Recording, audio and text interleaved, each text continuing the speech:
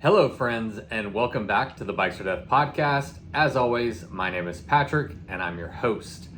And on today's episode, I'm talking with McKenzie Barney, who just finished cycling the world. McKenzie traveled 18,000 miles through 28 countries and 5 continents, and almost all of it was solo. Her travels would take her through Africa, South America, Australia, Europe, New Zealand, and Southeast Asia. McKenzie comes to bike touring by way of thru hiking. She's a very accomplished thru hiker, and on top of that, she's also a filmmaker and a storyteller, and I thoroughly enjoyed talking to her. She is absolutely a great storyteller with great experiences and great insights. I gained a lot of value from this episode, and whether you're interested in international travel or solo travel, or if you just like to hear about cool people doing rad shit on bikes, I think you're gonna really like this episode. So that is what we're talking about today. But before we get to the episode, I want to take a minute to thank the people that made it possible, starting with our latest patrons. Now this week, we would like to thank McGraw Coaching for signing up to be a patron. We appreciate your support and everybody who is able to support this show. If you're interested in helping us produce these episodes, you can find out more over at patreon.com/bikes or death. Today's episode is also brought to us by Ombraz, and McKenzie, who is my guest today, is also an Ombraz wearer. So I brought her on to tell us some things that she likes about her Ombraz sunglasses. All right, McKenzie. Well, you're about to be on today's episode, but when I was researching today's episode, I noticed that you are also an Ombraz wearer. We're going to release the video portion too. So let's go ahead and put on our Ombraz so we can show everybody how sweet they are. I know you've got a little bit more of a challenge there because you've got headphones. Sweet, Ombraz engaged. Here we go. Let's do this.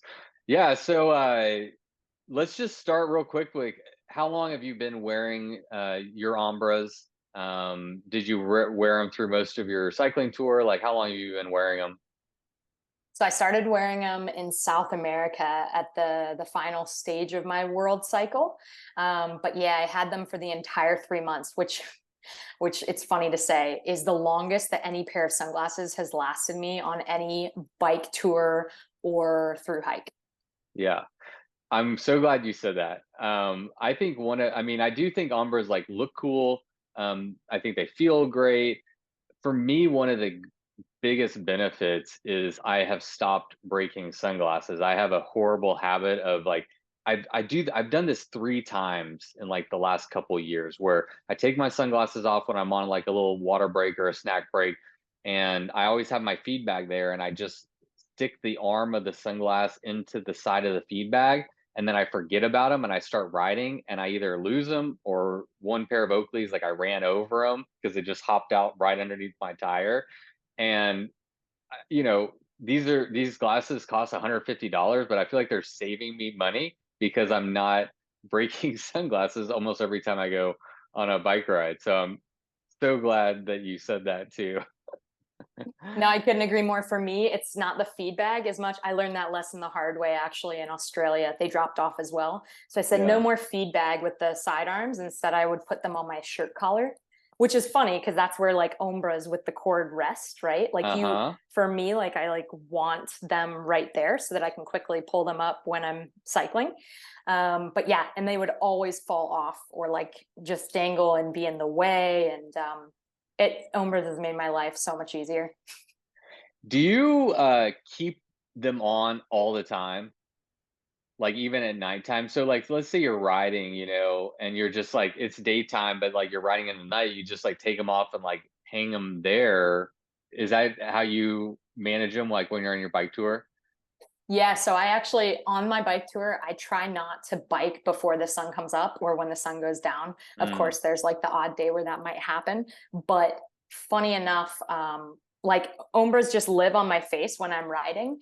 And if I get off, if I hop off and like go resupply, or I'm talking to someone, of course, they'll be around my neck. But one instant that I can really remember now that you said that is when I was going through the tunnels of Peru, when I had like 50 tunnels within 20 miles or something in Canyon del Pato. And I totally forgot that I had them on. Like, it's with the Zeiss lenses and everything. It's like, it's just your new vision when you're biking. You don't even realize that you have them on. They're so comfy. So when I was going through the tunnels, no joke, I stopped, put on all my lights, and I was like, man, why can I still not see through these tunnels? But it was because like I had honestly forgotten that I had them on. So like that instant just comes to mind when you say that. But yeah, other than that, they live around my neck all the time. Yeah, so convenient. It's just like one less thing you have to find a place to pack it on your back, in your bike. And like, especially with sunglasses, you don't want them to get scratched and stuff. So just having them live around your neck, when you need them, you throw them on. When you don't, you take them off, and they're just always there. And you're not running them over with your bike. So I think that's great. Let's speak to your experience with hair. You have long hair. Talk me through like your process. You're wearing a helmet, you have long hair. How do you put your Umbras on? How do you wear them? Man, that's a good question. Well, if you want the step by step, it's hair first. Hair goes first. And so I would always put my long hair in like a braid. And then I would put the sunnies on. So I put on my shades after I did my hair.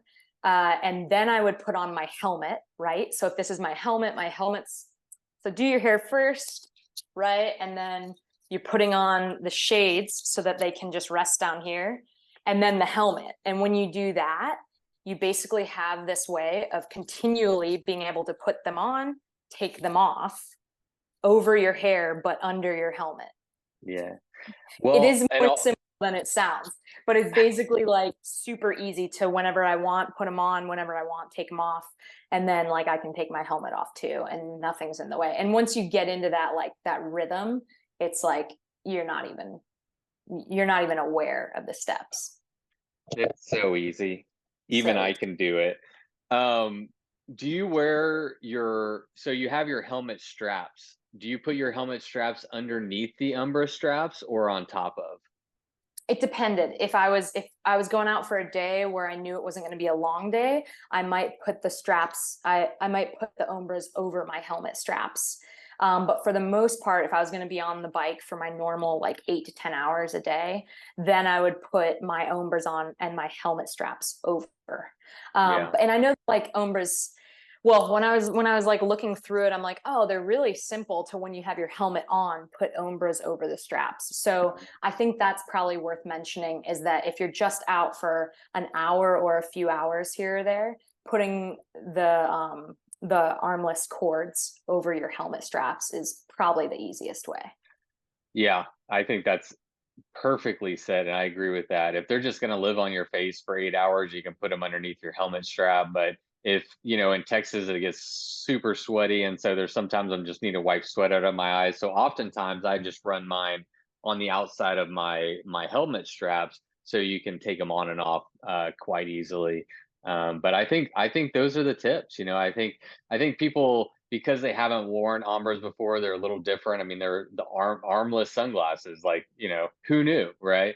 But we're seeing more and more people use them. I mean, you're not sponsored by Umbras. I just happened to notice you were wearing them, and I was like, perfect. You're the perfect person to ask about your experience with Umbras. Totally not paid. This is, what do they call it? A real actor, not a real person, not a paid actor. Exactly.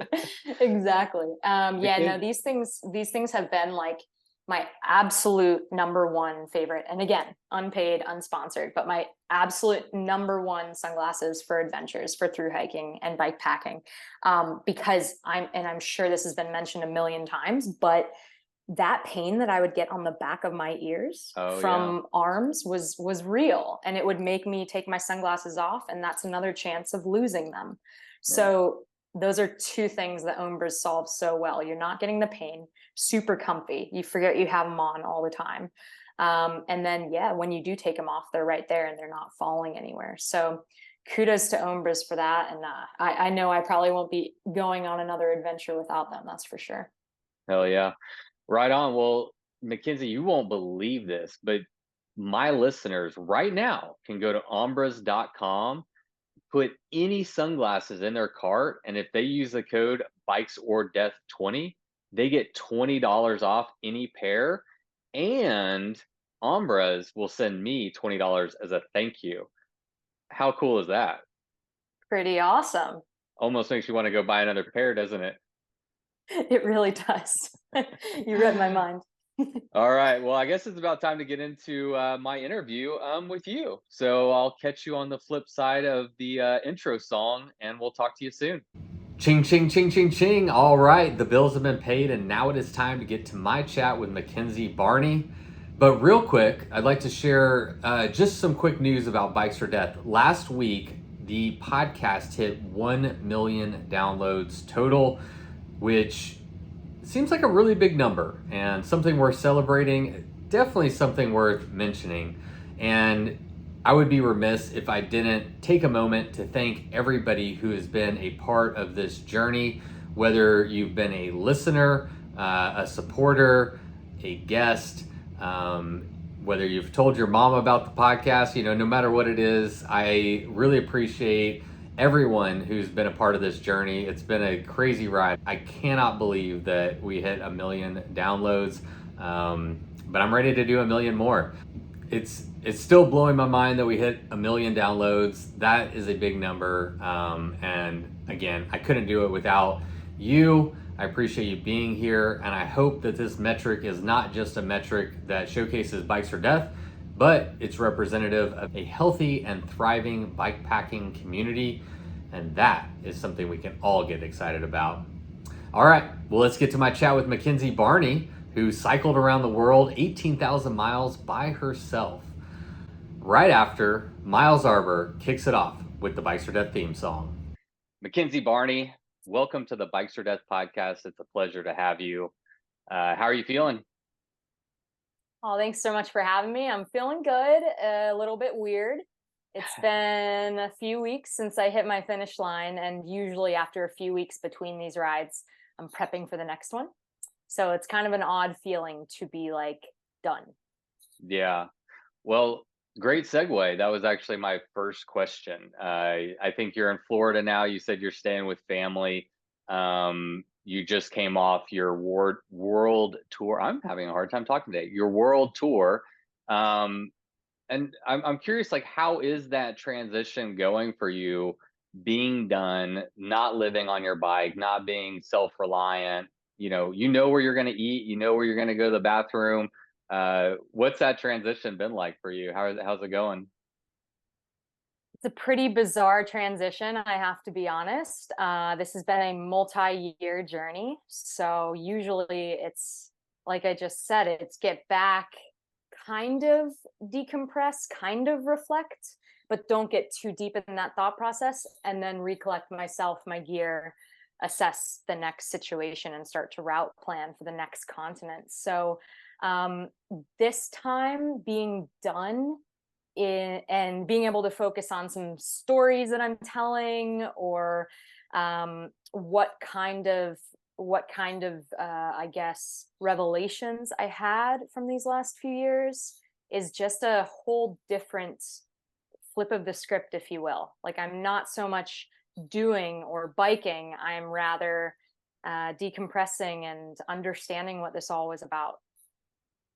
Do you feel relieved? Do you feel accomplished? Do you feel comfortable being back home, or do you miss being out on the road? You know what? I can honestly say that I feel content, which was actually a huge concern of mine.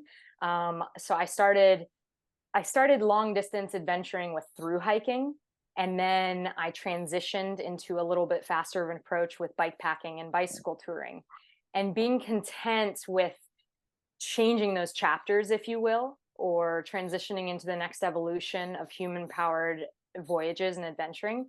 Like, I feel very content with hiking being that chapter kind of being done. And when I was cycling for these past few years, I was like, I love this so much. I don't know how I'm ever going to put the bike away and be okay not Mm, bringing it back out for another long, traversing continent type multi-month trip. yeah. And I decided to finish this world tour with South America for a number of reasons, but South America actually gifted me that peaceful contentness with being done. I feel like I really pushed myself in a lot of ways where now I'm like, I'm just happy, relieved. I feel accomplished, yes, but in the sense not like ego accomplishment, more of just I'm at peace with what the entire trip did for me in an inner sense, in an inner revolution, if you will. Yeah. No, that's amazing. I it's hard for me to fathom riding that far for that long for that many years and to have that kind of like nagging doubt of, will I feel satisfied? Will this satiate the thing that the X that I'm out there searching for? I can't even fathom that, but maybe that speaks to you and maybe your adventurous side.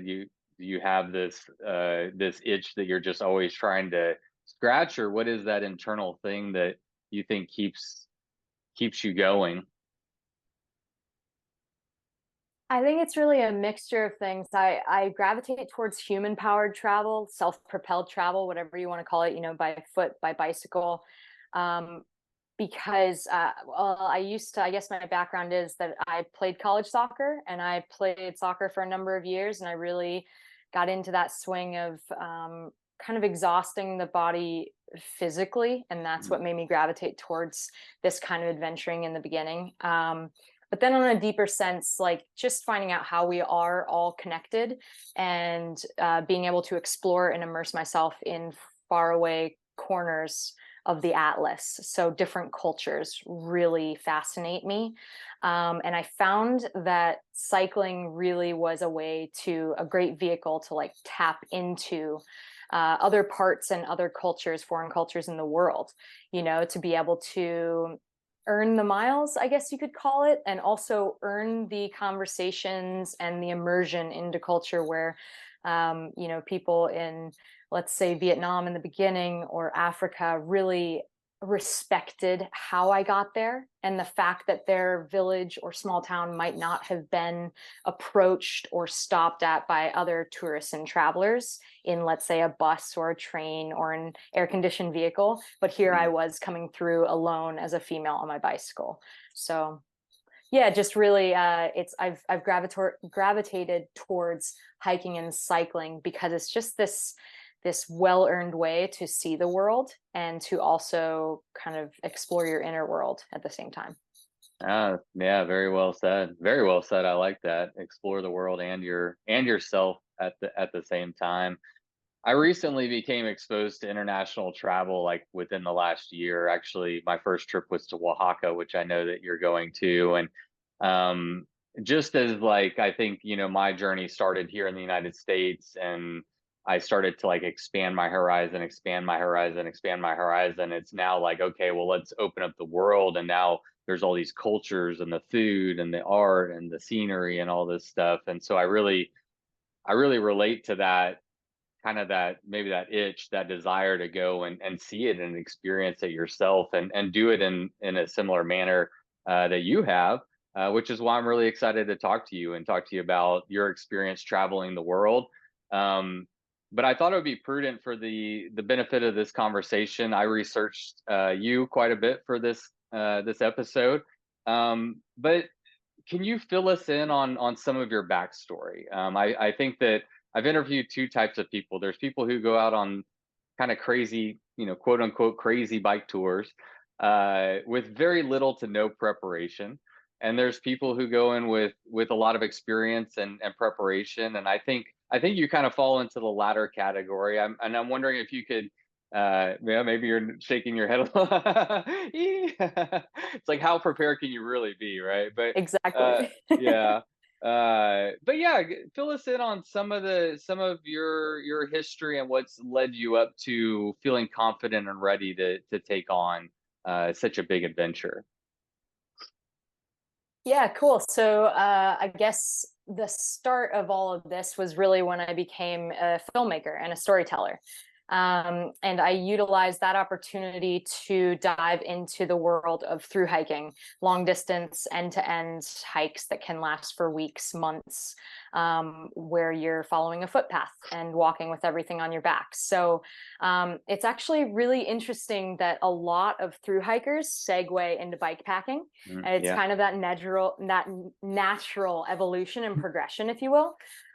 So I got into through hiking because I was able to make a documentary film on my very first through hike in New Zealand. It's the Te Areroa, which is not to be confused with the Tour Aotearoa, which is the bike packing route. There's also a hiking route. Yeah, and that started in 2011.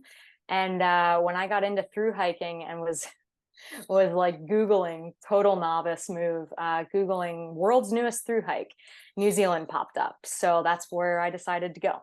And then brought a camera, a crew of filmmakers, photographers, storytellers, and decided to tell our first story of the world's excuse me, newest through hike.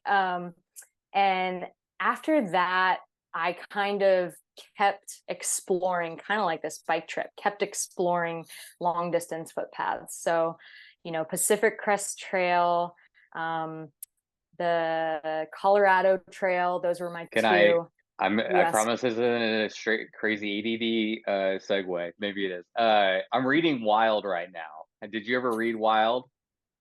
Of course. Yeah. Okay. Yeah. You have to as a through hiker. Yeah, especially anyway, I'm halfway through it right now, and that book is just, I love it. I love her storytelling, I love her rawness, and I think a lot of her internal monologue could benefit a lot of people. I'd be curious to get your feedback on this, but the inner monologue, the fears, the doubts, the courage, all these things that she's dealing with, strangers and men and all these things, and I'm really inspired by it, actually. Have you seen the movie or just reading the book first? I watched the movie many years ago. I vaguely remember it, and so it's actually good because I'm kind of getting a better first look and going back and read the book. So I'm excited to go and check the movie out again. Yeah. Cool. So actually, side note with Wild, that is such a great point. It actually led to a massive surge in through hiking. And in a lot of these multi-month long distance adventures. And I think maybe that had something to do then with why bike packing, bike touring called a lot of people. I know it called me afterwards too, but this kind of push towards through hiking specifically, there was a massive surge after the book and the movie. I'm not sure which one exactly, but a surge after that story came out. Yeah. That is so interesting. It would be interesting. I mean, I'm just thinking about this off the tip, but like, I wonder how that book impacted through hiking, and then how much impact through hiking has had on bike packing, because I agree with you. I think that it is a progression for a lot of people, not for everybody, but I've certainly talked to many people who start out as through hikers, who graduate. Well, maybe not, I don't want to say graduate, who just progress and go to a different discipline. I think there's so many commonalities. And there's places bikes can't go. And so anyway, they're both great. Absolutely. And I think through hiking gifted me an international perspective too. Kind of like how you're saying, you just went to Oaxaca, and that international move for me came with through hiking. Actually, in progression after the TA, I went and hiked in Nepal, Everest Base Camp. And then I've also done Annapurna Circuit and Langtang, which I believe Annapurna you can do on a bike. I'm not sure about the others. But anyways, went to Nepal, then really needed some clarity in life. And whenever I need clarity, I go to nature, specifically on through hikes or bike packing journeys. So I went and I actually— You need a lot of clarity in your life. Right.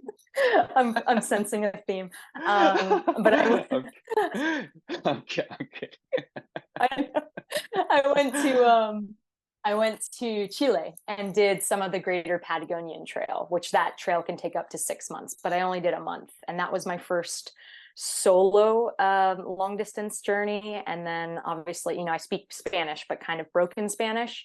So I put myself in a very vulnerable situation. But Chile then taught me that I could continue, did some hikes in India, also did the Colorado Trail, the John Muir Trail. So anyways, through hiking basically gave me this window to look at the world through and myself through, and kind of, I find that moving meditation really works well for me. So, and also I really gravitate towards these kind of adventures because you have to strip away all forms of identity when you go out on them, let alone your gear, right? You're going as minimalist as possible and finding out the only things you need. You're also leaving your job, the people you love, and any sense of status or anything that might be distractions. You're like eliminating them, starting from ground zero and going and walking or cycling for months at a time. I mean, it's outdoor therapy, really. Back to wild. It seems like, yeah, exactly. Very good tie into wild. Absolutely. It seems like that's daunting and scary, right, on many levels, but also the way you're describing it, there's a lot of freedom there to kind of find yourself, be anybody you want to be, and experience the world kind of in any way that you want to. Yeah. Absolutely. I couldn't agree more. I think that freedom is part of the addicting thing with these kind of adventures too. You're able to be whoever you want to be. You're able to reinvent yourself, whether you look at it, on a massive scale, like from through hiking to bike packing. I was able to reinvent different chapters and modes of transport, or daily reinvent yourself with, you're no longer the person of your past. You are completely present in the moment. And one thing I really like about through hiking and bike packing and traveling in general is that when you meet people, you very rarely, within the first 10 questions, ask them what they do for a job. You don't like dig for the status. You might not even ask their name. You might not even know their name when you do walk away. It's like you find out kind of who they are on a deeper level and the things that really matter first. So I think that's a really addicting part of it. Yeah. And you're one of these people that makes me feel like I'm behind and I need to get busy living my life. You've done so much. It's like, it's really amazing and impressive, and I'm absolutely in awe. So let's continue your backstory a little bit. I mean, through hiking was kind of your gateway drug into the outdoors and this perspective. At some point, bike packing / bike touring entered, it sounds like. It did, and it was completely on a whim, just one of those signs that you could ignore and walk past, or decide that you wanted to open your eyes that day. And thankfully, I saw it. So I was actually post Pacific Crest Trail. My partner James and I were traveling this was in Thailand, I believe, and not really knowing what was next. I was in a bookstore and I found this book that was like, I think it was Vietnam centered, but potentially Southeast Asia, like cycling Southeast Asia. Okay. And I picked it up and I started to read it, and there it was. I mean, you could basically bike from Ho Chi Minh to Hanoi in Vietnam. And I was like, okay, I think this is the next step. Like, I've always grown up with bikes. Like I mentioned, I played soccer when I was younger. So whenever I was injured, I would be on a bike, always use bike for transportation. It was essentially the first time I've ever flown was when I was on a bike. You get that like flying sensation, the freedom sensation. Yeah. So, it's like tied to endorphins, a bike. So when I found that book, I was like, okay, this is what I have to do next. I have to figure out how to bike Vietnam. And that's just really the start of it. Wow. So when did you bike? How much time passed between when you biked Vietnam and when you set out on your world tour? That's a great question. So in between there, we had a little hiccup called the pandemic. We did. I forgot about that damn thing. Yep. So actually, that was 2019 to 2021. And in between there, Well, you I get was to subtract 2 years. Exactly. We were all locked down. It doesn't count. Yeah. So the next month, yeah. So well, Vietnam was like, I have to mention this because everyone always says, well, how can I start? How can I start bike packing or bike touring? And my answer is always start with the bike you have. And if you don't have a bike, just fly in and find a bike, which is what I did in Vietnam. I flew in with just the clothes on my back and a toothbrush, basically just the clothes on my back and a toothbrush. And I landed in Ho Chi Minh, went to a bike shop, bought a used mountain bike, told them to put some bags on it, had no idea what bike bags or bike packing approach was at that time, and just started to ride north. And that's essentially how I got started. So no, all right, let's be fair. You took a lot of your experience as a thru hiker, as a bike packer, as being resilient in the outdoors, and you carried that over with some confidence to take that on. Is that, I don't want to put words in your mouth, but I'm assuming.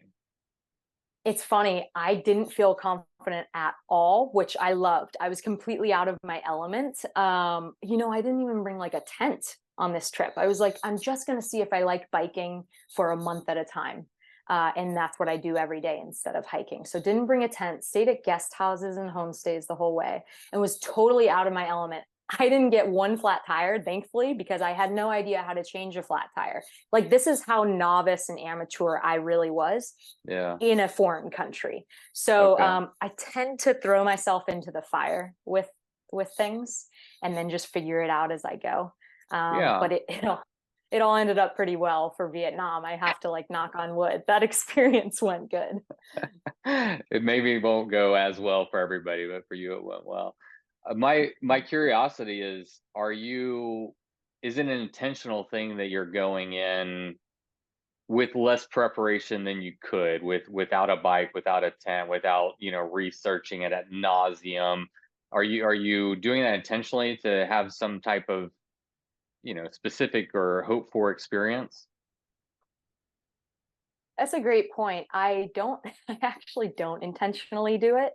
But I just find myself in these situations, like, and that's where the most growth comes from, is when it's the risk ratio is kind of high.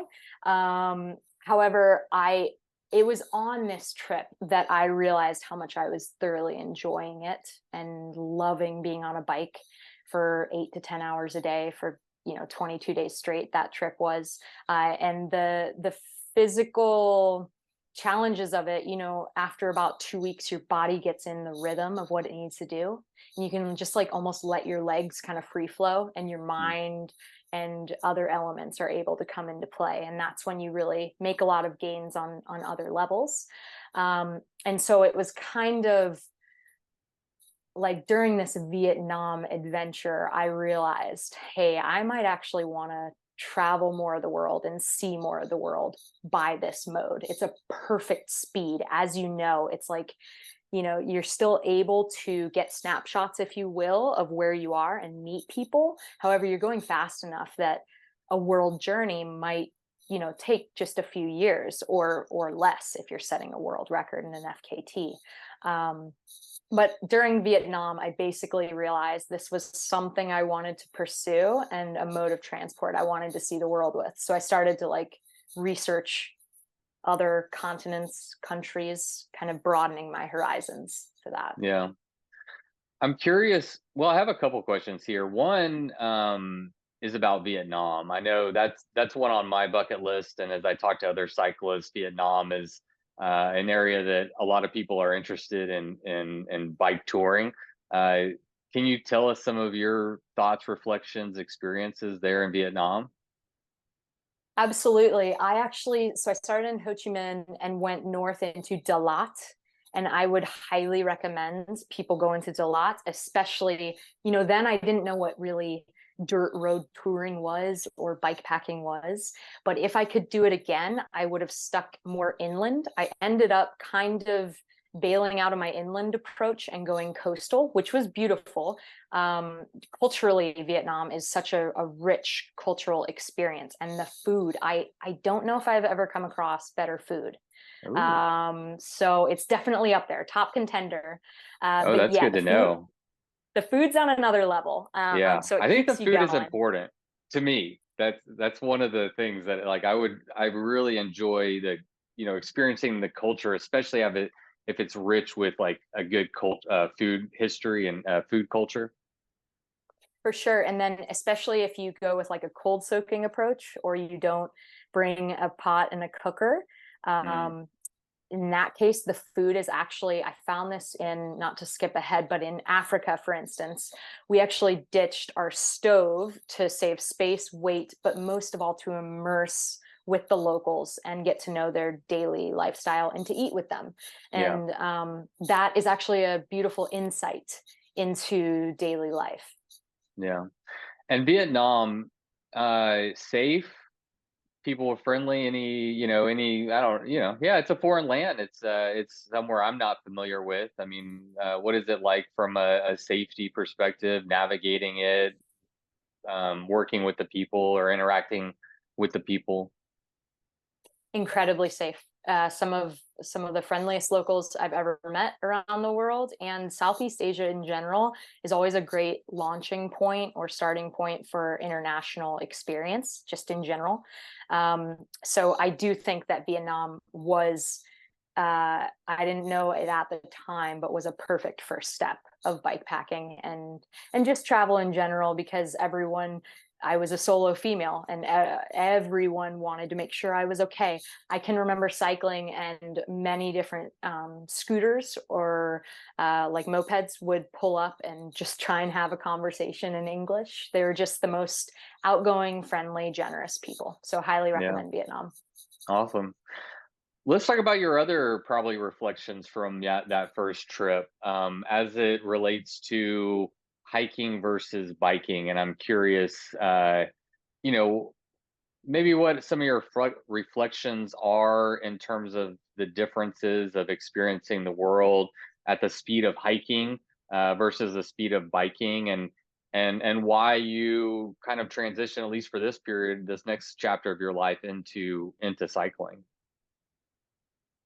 That's a really great question. And what I try to do is not like head on compare the two, because they're drastically different. So, for instance, hiking, or the kinds of through hikes I was doing, are you're completely immersed in nature. So, for instance, you're getting a resupply of food, and you're going out for anywhere from 3 to 7 days a stretch of rationing that food, and you're not going to see a town because you're completely on the footpath and on Mm, the trail. And then you might hop off, hitch, go to a new town, resupply. In terms of my world cycle tour, that's not really, I was never that far away from civilization. I think the furthest I was maybe the Peru Great Divide in South America, or maybe some small stretches in Africa. But for the most part, you're interacting with civilization a lot more. So mm, you can actually get those experiences of those cultures and the day-to-day lifestyle, whereas hiking is completely on a different level, because I feel like you're having this experience of you moving meditation in nature. It's this mm. full immersion into nature. Now, I know I'm saying that and recognizing that the way that I did this cycle tour was less remote, but you can absolutely hop on, the Tour Divide, or on a number of different trails around the world, and have a lot more of a remote experience.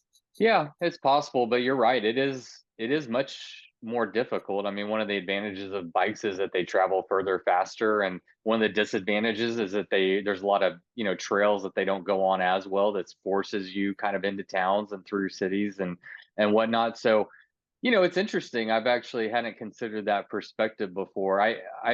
My history in like Boy Scouts and stuff, I was, big into hiking and stuff, and that was quite some years ago. And it's actually something I'm kind of wanting to do more. I'm like wanting to go backwards. I'm, got really into bike packing, and now there's some places that I just want to explore that you can't go on bike, that and hiking sounds amazing. And I often think about the similarities, but I hadn't really realized that important distinction between the two, of how like isolated and remote hiking is going to be just by nature of what it is, and how much more interaction with people and culture and places that you'll have on a bike. So yeah, continue your thoughts. Sorry to interrupt you, but that is interesting.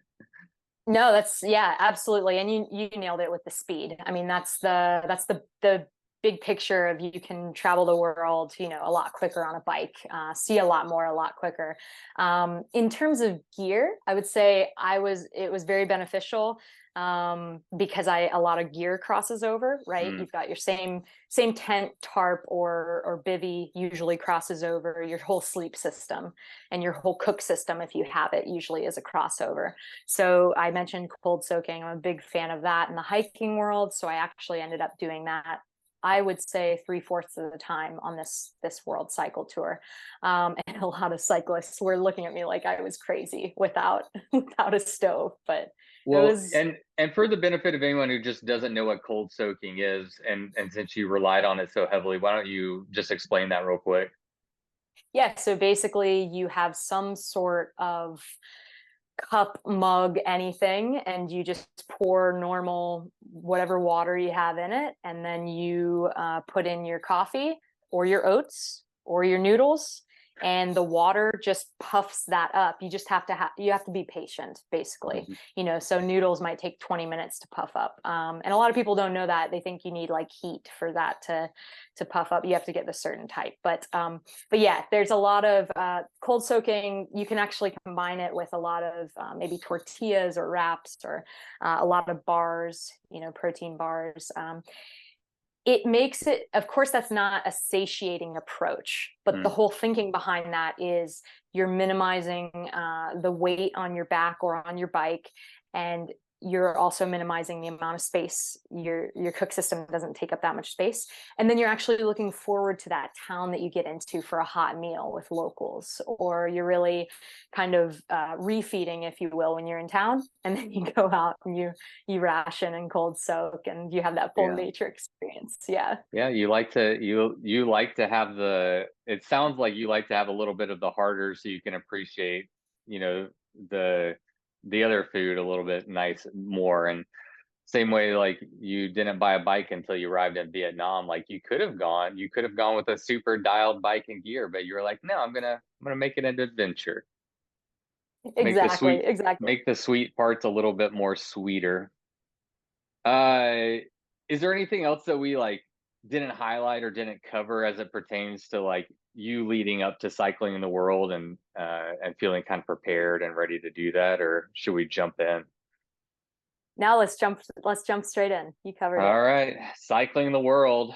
Here we go with McKenzie Barney. First off, you're the first person I've talked to that has cycled the world. And so with that, I actually don't know. Is there a community accepted guideline for what qualifies as cycling the world? Is there an official route? Did you make your own route? Just talk us through like the basics of it real quick.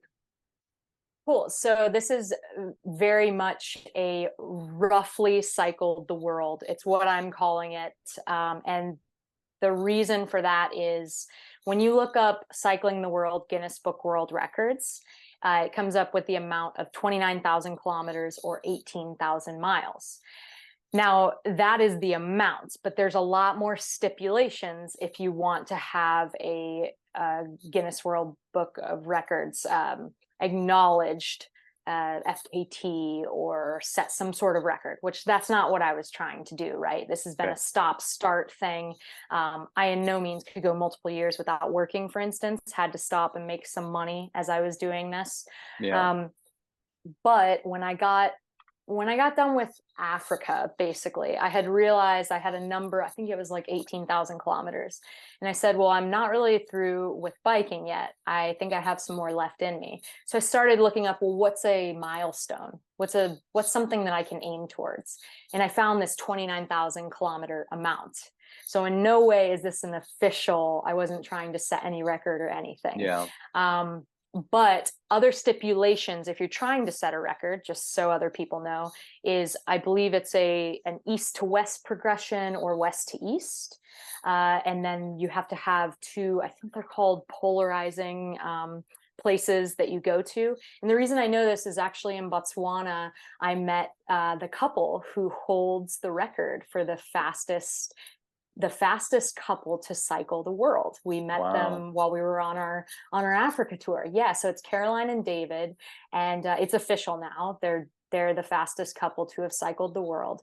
And they were telling us about all these stipulations. And the one thing that really like stuck with me was 29,000 kilometers. It's like, oh, maybe that's the milestone I need to be content, just to personally feel like I've done something where I can, okay, put it aside and move on. So it's very rough, very casual, but that's my way of just kind of labeling this journey in a way. Yeah. So with that metric in mind, how did you go about creating your plan, your itinerary? Yeah, I mean, I'd be very interested to kind of understand from a logistical perspective, like how did you pick the places and the routes that you would go? And I mean, it's a huge just challenge, and I'm trying to wrap my head around it. Cool. So yeah, it was very gradual and very unintentional until probably just about the end. So Vietnam was back in 2019. As we know, the pandemic happened after that. So I had a lot of time to think about we all had time to think about that during the pandemic. We were sitting there like, what is it that I really want to do in life, and prioritize that. For me, that was actually cycling Africa. So when you're in the through hiking world, you start hearing the same trails, same thing in the biking world. You start hearing these tour ideas. So Cairo to Cape Town, it's like this poetic lyric that like rolls off the tongue, and you think of Africa and you're like, okay, I want to see that continent someday. Why not do it by bike? So the goal was cycle Africa. And before I wanted to do that, I wanted a prelude or a training, if you will, to make sure that I really enjoyed bicycle touring. So I actually bought my first bike, a Surly disc trucker, used. Good choice. Yeah, it was a great bike. I ended up changing bikes later on, but great first bike. Went with a semi-lightweight approach, but still the classic touring rear pannier approach. And I decided to tackle Europe. And that had just opened too. So I went from Istanbul, Turkey to Amsterdam, Netherlands. And that was a 6-week journey solo. And at the end of it, I was like, okay, I've got my gear dialed. I hit a few mechanicals and I figured them out. And I'm ready to cycle Africa now. I feel like I'm ready for that next step. So my partner James joined me for Africa. Can we pause there for just 1 second? I'm curious, what is Africa more challenging than Europe? Why was Europe the precursor to Africa, and how did it prepare you? I think just, the first thing that comes to mind is the different cultures. Europe is more of a Western culture, and just something I just felt more comfortable in. And Africa was the unknown for me, was kind of the great journey, the great unknown. I had never, other than a quick trip to Morocco, I had never been to Africa or to the eastern part of Africa where our journey was going to take us. So I felt like I threw myself into the fire a bit because I did Europe solo, but I did feel like I was more comfortable there. I still went through Eastern Europe and then through into Western Europe. So still had some experiences where I was still a solo female. I needed to be prepared and well-researched no matter where I went. But I felt like, again, a few mechanicals, I was able to solve those issues and truly enjoy it. So yeah, Europe was the precursor to Africa. Yeah. Interesting. So you went from like 2 solo trips with Vietnam and Europe into a couple's I don't know, I can't think of another word to say, but riding with your partner through Africa.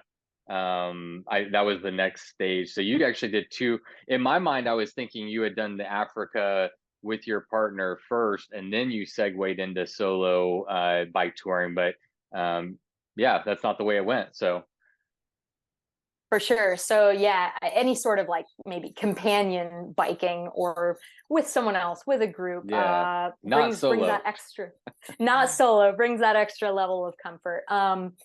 So this was like such a big dream for me that I actually asked James, let's see, maybe right after Vietnam, I asked him, would you join me for Africa? I would feel more comfortable. And also I really wanted to share it. I really wanted to share that journey. And that was the right call for Africa. Like I was able to stop for a coffee or a really sugary black tea in a lot of those countries and just enjoy the sights and feel like I had that extra, added protection. And it's my person. So having your person with you on probably the biggest adventure, to date in my life with the person that you love it was a special accomplishment together. Yeah.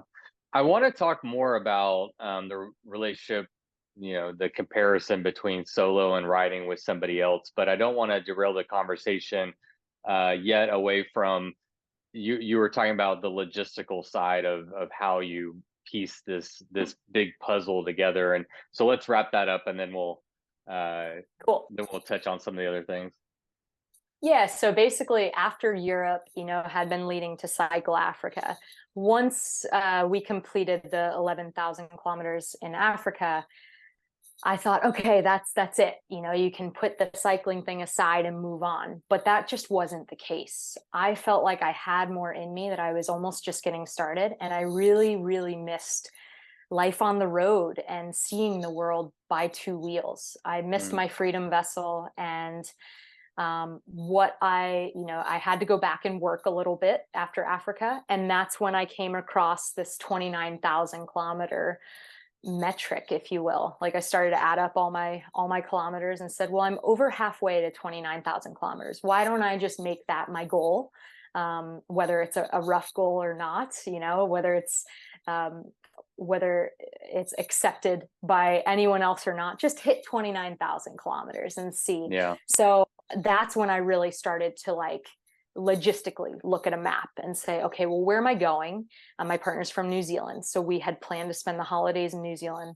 And I thought, okay, what can I ride in New Zealand over the holidays? And then I'm a huge fan of Robin Davidson, the author.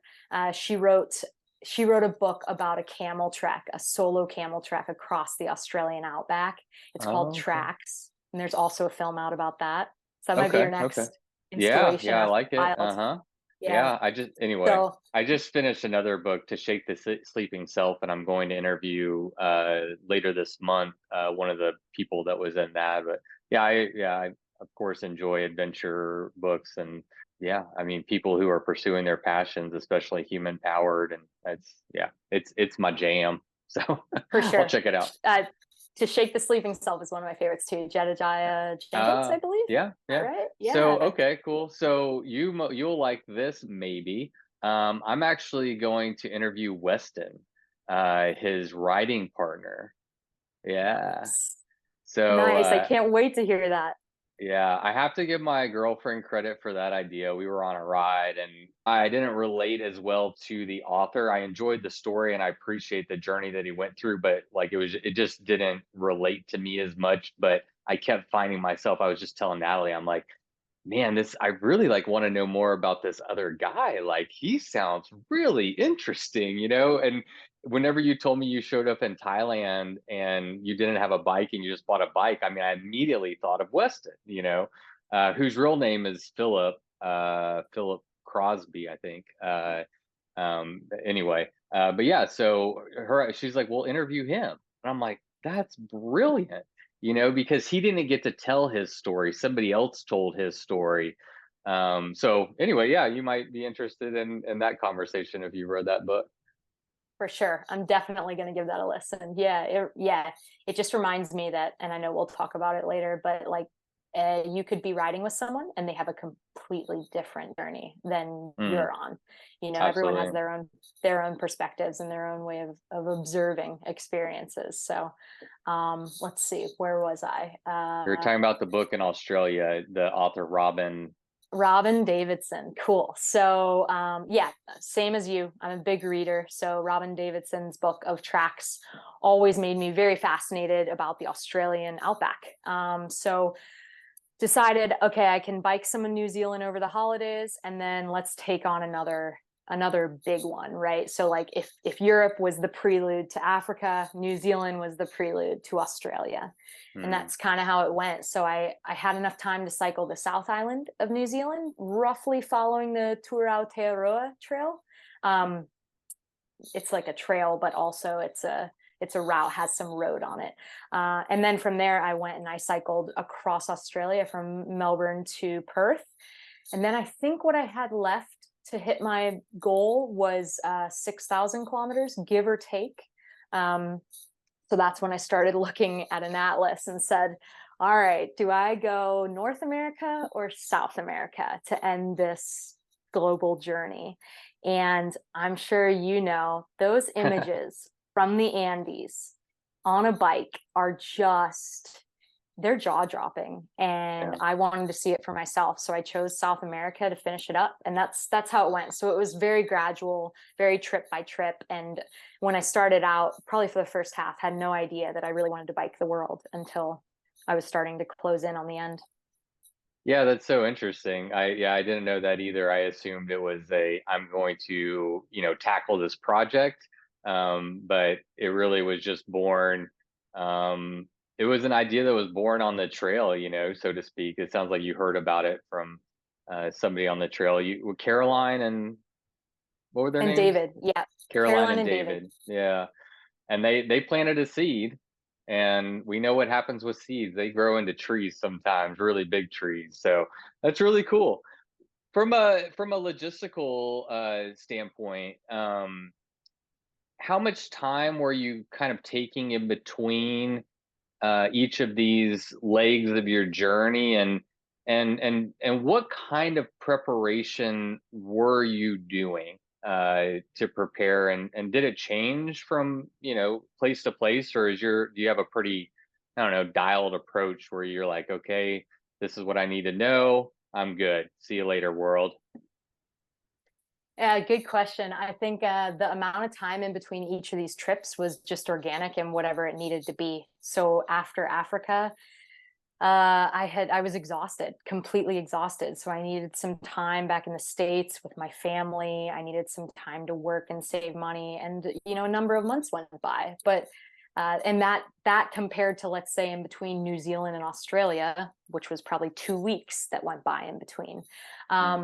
But the kind of the mode that I would always get into is a few weeks before. So let's say 2 weeks before each trip, I would start to dial in my gear and make sure that I had, I was going through a number of different climates on this trip, both hemispheres, a number of different continents and climates. So my preparation for Australia was incredibly different than for South America. So if we take those two examples gear-wise, if I'm dialing it in a few weeks before I leave Australia, I got a Kona Sutra LTD, if you're familiar with that bike.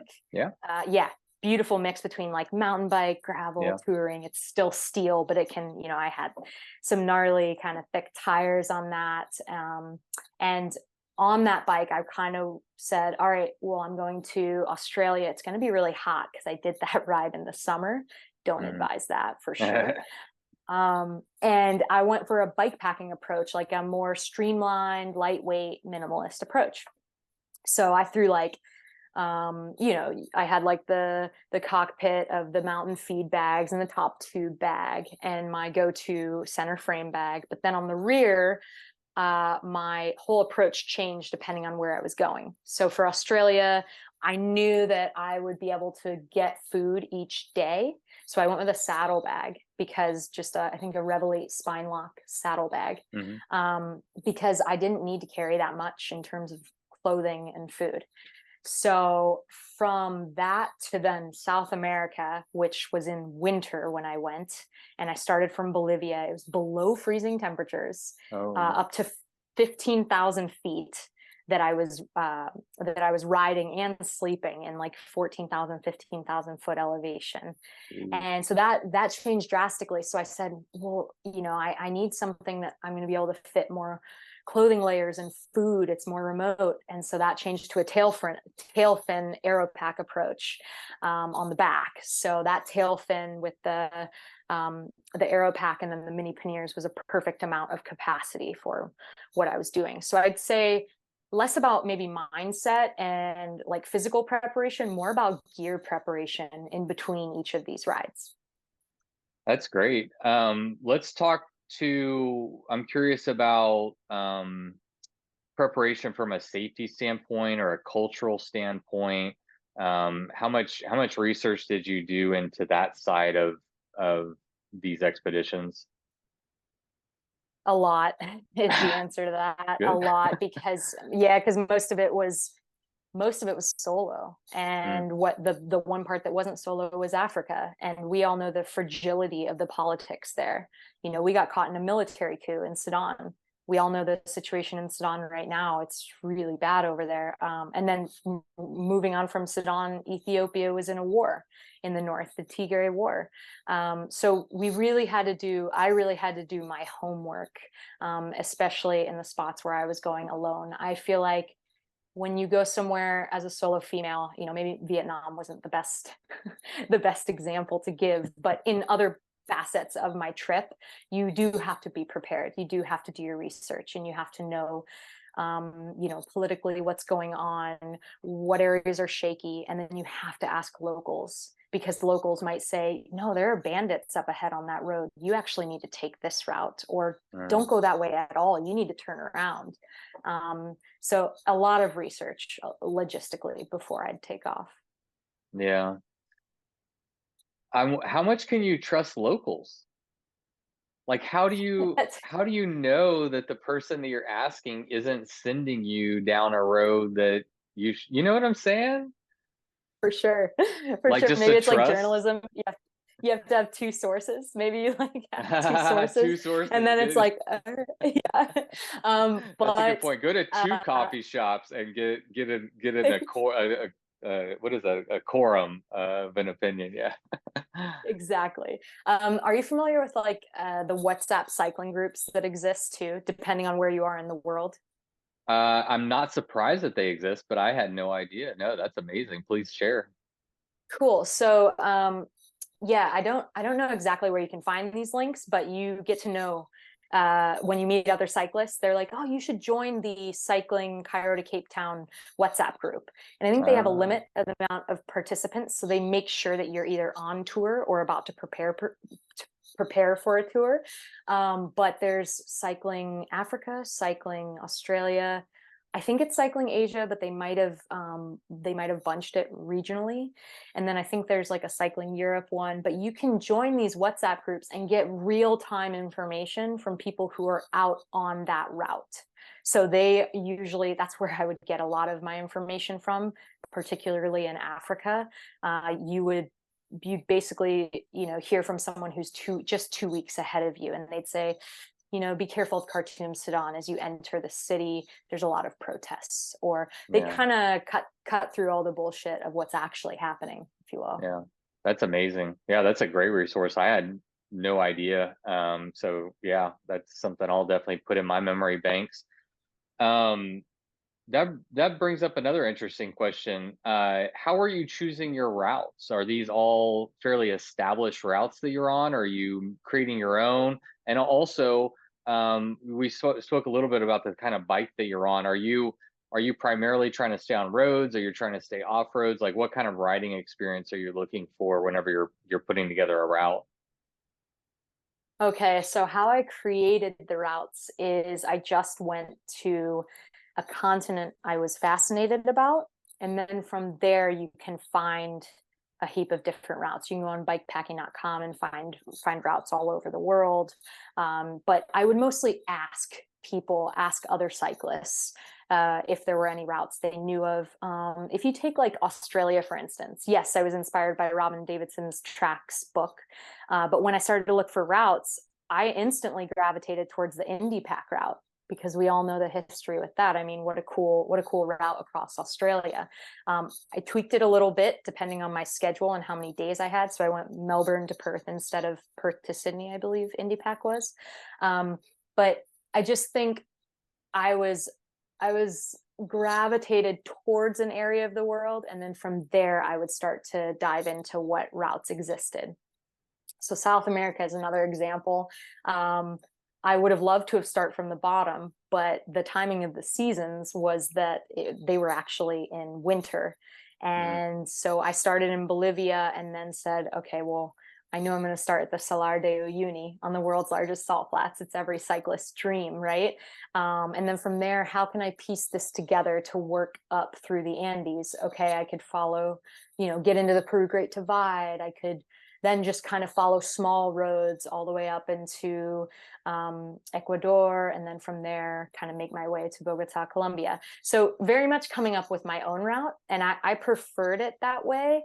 I didn't have Strava, didn't have any of those route finding GPS platforms, which I am a fan of. But for my route, I wanted more freedom and flexibility. And to meet a local who says, hey, you really need to take this route in Texas. I know you wanted to go this way, but this way is actually beautiful and, off the beaten track. And maybe you should consider this dirt route. So that's how I kind of came up with it. How did that go for you? How did that freedom go for you? Because I can kind of see pros and cons, whereas like if you have an established route, where your POIs are, there's some comfortability in that, but getting off your route leaves you exposed to more unknown. So how did that approach actually play out in real time? Yeah, you hit the nail on the head. So it's funny. In the beginning, I didn't even look up elevations. I just went for it and said, this is a full-on adventure, embrace every day. And if you have to adjust your mileage depending on how tired you are or how many hills you hit, so be it. So I got OpenStreetMaps finally for South America. And that's pretty far into the journey to not know elevations. But I would combine a few different, in terms of navigation, I would combine a few different apps, like go with Maps.me, which is great offline, do maybe Google Maps for finding different resources in town, and then like an OpenStreetMaps. And that was kind of my free-flowing workflow, if you will, in terms of navigation. And it worked really well for me. That my review of that is, if you're looking for just going and exploring the world, and you don't know your numbers, you don't know your metrics, you don't know how many feet gained and lost from that day. And some people love that, and I totally get it, because it's that sense of accomplishment when your head hits the pillow, or a dry sack full of clothes, or whatever your or your pillow helmet is, or your helmet.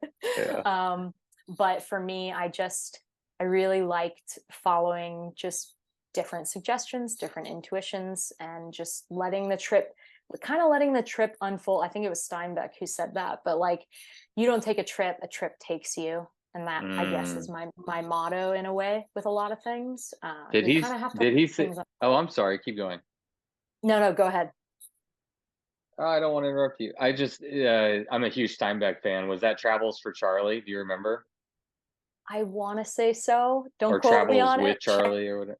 Yeah, you have to check that one. Fact check. I read it not too long ago. It stood out to me. I'm wondering, but I've read a lot of Steinbeck recently, so I'm trying to anyway place it. But. Yeah, and I think that's like a really important point too. Is like, yes, there's races, there's FKTs, there's accomplishments, but sometimes for a trip like this, it might be more soul surfer approach. It might be more freewheeling approach. It might be more, hey, I just want to go out and see the world and then see what happens, and let it be unpredictable. Let it be uncertain. Let the trip take me somewhere, instead of me route planning everything and trying to predict what my days might be like. Now there's an advantage for that for sure. And I totally get that when it comes to racing or even my Australia trip. I had to make it more predictable in order to make my timeline, which was more of an endurance approach to that one.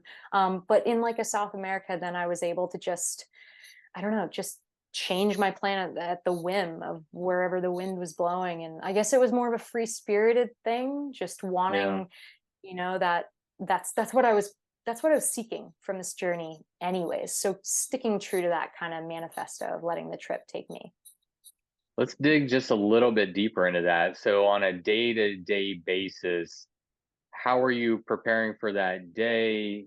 Because you had a route, you had a general idea, but you were open to these different. So were you just at the beginning of every day making a new plan and kind of going with the flow? Like what would, let's dive into that just a little bit from a day-to-day perspective.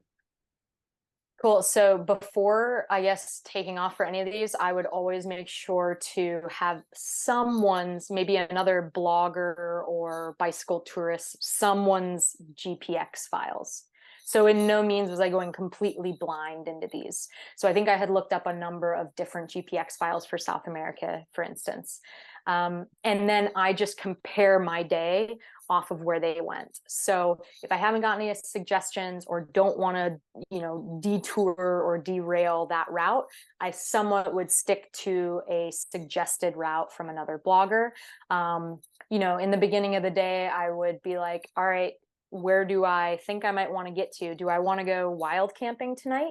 Or do I want to stay at a homestay or a guest house or a hostel? Like, what's the experience I'm searching for at the end of the night? And then you work backwards from there. Okay. That's just logistically how I would do it. I would then work backwards and say, all right, well, do my legs feel good? What's the elevation and the landscape looking like? If I feel good, if the weather's right, I might be able to pull a big day to get to a really great hostel that has great reviews. And another app to mention is I'm a huge fan of iOverlander. So that is far reaching all over the globe. And I've used it for hiking and for biking.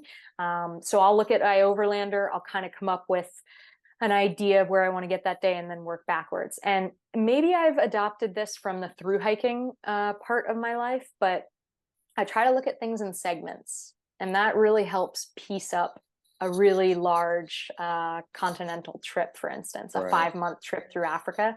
If you look at it in segments, like, okay, I know I want to get from here to Nairobi within 5 days. Now, how do I break up each day, figure out where I want to stay each night, and then you get back to the present moment of that morning. So I would always try and segment up my trip and have a plan, and that really helps mentally in terms of like the psychological benefits of not having this like massive thing that is weighing on your shoulders. You just feel like you need to get to that next segment checkpoint, if you will.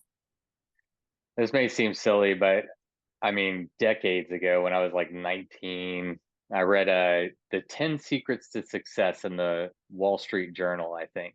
And I wrote them down, and they're actually pretty apropos a lot of times. And one of them is decide upon your true hopes and dreams, write them down, establish a plan of action. Dreams are nothing without action. And what you're talking about is, you wake up and you're like, what are my goals for today? How do I accomplish it? You create a continent, and then you break it up into segments, and then you say, how do I accomplish it? And that's what you're doing is you're just working it backwards. You're trying to figure out where you're going, and then you develop a plan to get there. And that goes from, it sounds like, from when you're starting at home to doing your preparing all the way to when you're there in your tent or sipping your coffee in your camp chair in the morning and going, okay, what are my goals for today? What kind of experience do I want to have for today? No, you're exactly right. That was great reciting, by the way. Is that all by memory? Yeah. The quote. Wow. I mean, I have over 2 decades of it being in my brain, so.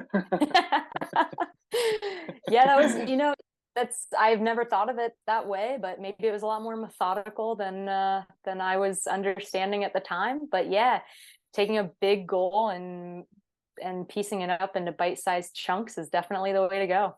Yeah, I'm not trying to take away your freedom by saying there was a method or anything, but yeah, I think these what you did and just the idea for many people of doing what you did, me included, it's big.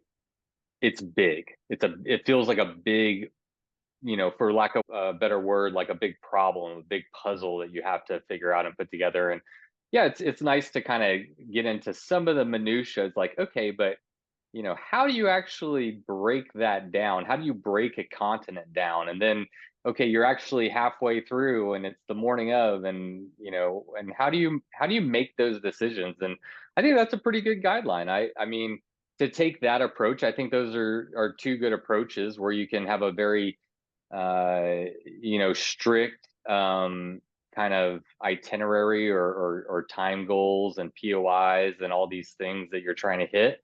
Or you could kind of go a little bit more free spirited route and do what you did, which is something that I would personally, my girlfriend Natalie and I we're trying to plan our first international bike trip. And that is kind of the approach that's the experience that we're wanting to have. And, we're having conversations about how to go into a foreign country prepared and informed about, what we're stepping into, while at the same time allowing ourselves the luxury and freedom to do what you did and to actually experience the place, the people, the food that we're going there for. A proper bike tour versus, maybe a bike packing trip where it's, more camping or whatever. I don't know. So those No, distinctions definitely. between the two kind of blur a little bit. So anyway. I think that they go hand in hand too.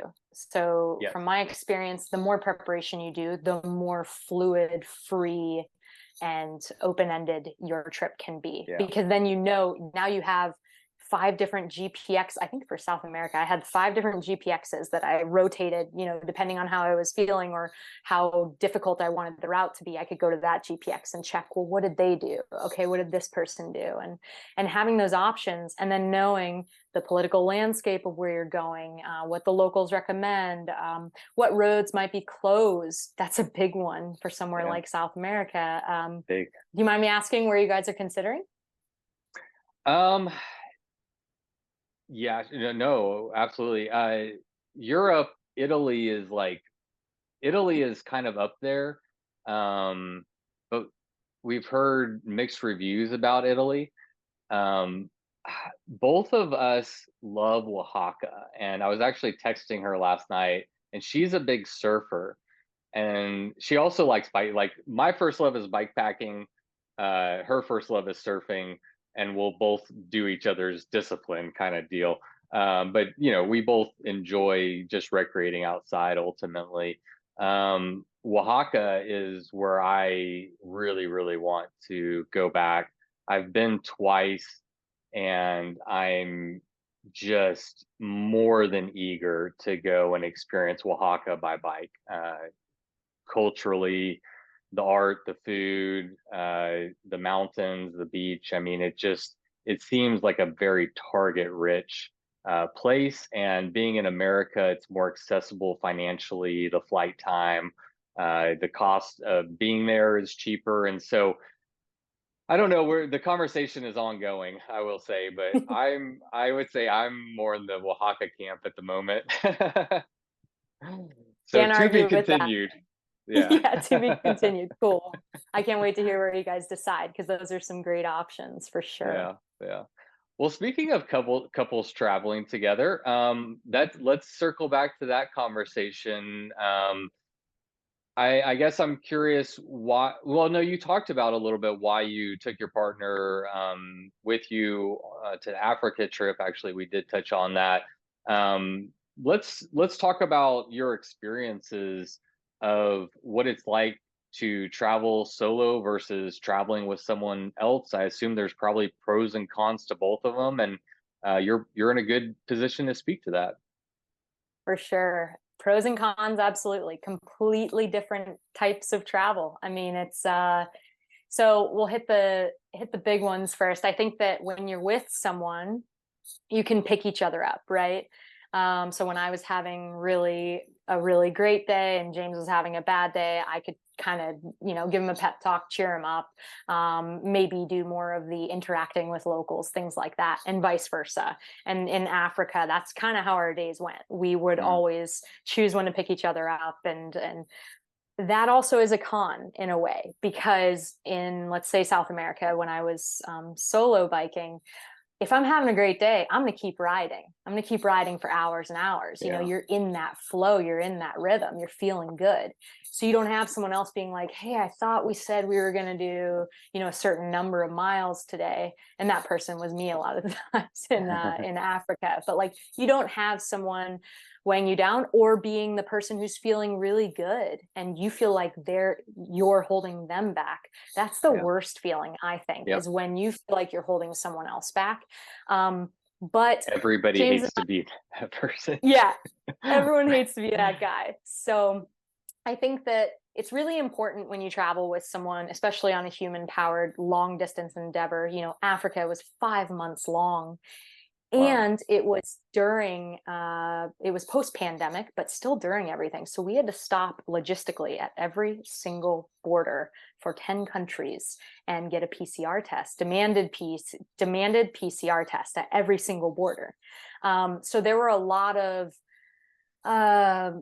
points of adversity, that you had to face. And I think that it's important to go on those kind of trips with someone who you can face that with and come out of that stronger with them. So, your person, your family member, that friend who's like, you're always vibing, you're always on that same level of knowing why you're out there too. That's a really big one. So we had to have a discussion before Africa of, what do we do in terms of, there's so much to see in Africa. Like, do you stop and go to a safari and try and see everything? Go to Zanzibar, which was off our route. Do you try and go do all these little things? Or do you say it's not a travel trip, it's a bike trip? And we met in the middle on both of them. We tried to do as much as we could while also sticking to the route. But you have to have like really tough conversations in the beginning, and then you lay that foundation and you say, what are we going to do on a hard day? When one of us is having a really difficult day, do we stop, or do we meet in the middle and go for a few more hours, but not as far as the other one wants to go? So it was a lot of pros, a lot of cons. For both, I guess, approaches, if you will. But when you're alone, one of the biggest cons that everyone knows is you're completely self-reliant and self-sufficient. So if you have that mechanical and you're 3 days away from people on the Peru Great Divide in Peru, you better be fixing it, and you better know how to fix it. And no, you don't have internet. No, you don't have cell service. Like, it's on you. So one time I ran out of food on the Peru Great Divide. Like, what do you do then? It's only you, and it's completely your fault. You have no one else to blame. So I could go on and on. There's so many differences, but that's really, Did you like being in those situations? Maybe from a hindsight perspective of being completely self-reliant, or are those like the crappy parts of the fiction? Is that the good part or the bad part? Both. It's type 2 fun, right? Which type 2 fun is like, that dichotomy is like, boom, it's both. Like, you're going with both at all times. I like being self-reliant to a certain point. Like, I also like sharing the journey. So I'm so glad on this world tour, if you will, that on this world tour, I was able to share some of it and also do some deep solo work. I also think, like, and I sometimes have to choose my audience with this a little bit, but I do think that it's important for females to find that time alone, whether it's an hour of a day or multi-month or multi-year journey. I do think that we give a lot of ourselves to other people just naturally. And I think that it was really beneficial for me to go out and experience things alone as a female, especially when there's that chatter of, that negative stigma of, well, shouldn't you be scared? Are you being smart? Are you being safe? It's like, yes, I've done my preparation, I've done my research, and yeah, like it's a heightened vulnerability for sure. But when you accept that and you work through it, I think there's a lot of gains to be made for females to do some solo travel. And I was really happy to dig more into that and see what was courageous and what was dumb, and find that fine line of like, how do you know that the right dosage of bravery, and when is it smart and when is it not? Yeah, well, if we're being vulnerable and choosing our audiences here, I'll share. Natalie and I have had this a very similar conversation as it pertains to her, and she's said since we met, like she will always do trips as a solo female, whether she's in a relationship or not. Like, periodically from time to time, it's not something she has to every month she has to run off, but um, it's something that's important to her. And so we've talked about this a little bit, and I'd be interested to get your insights since we're talking about it. But I, I do think that it's a dichotomy between the genders because like men, we don't have that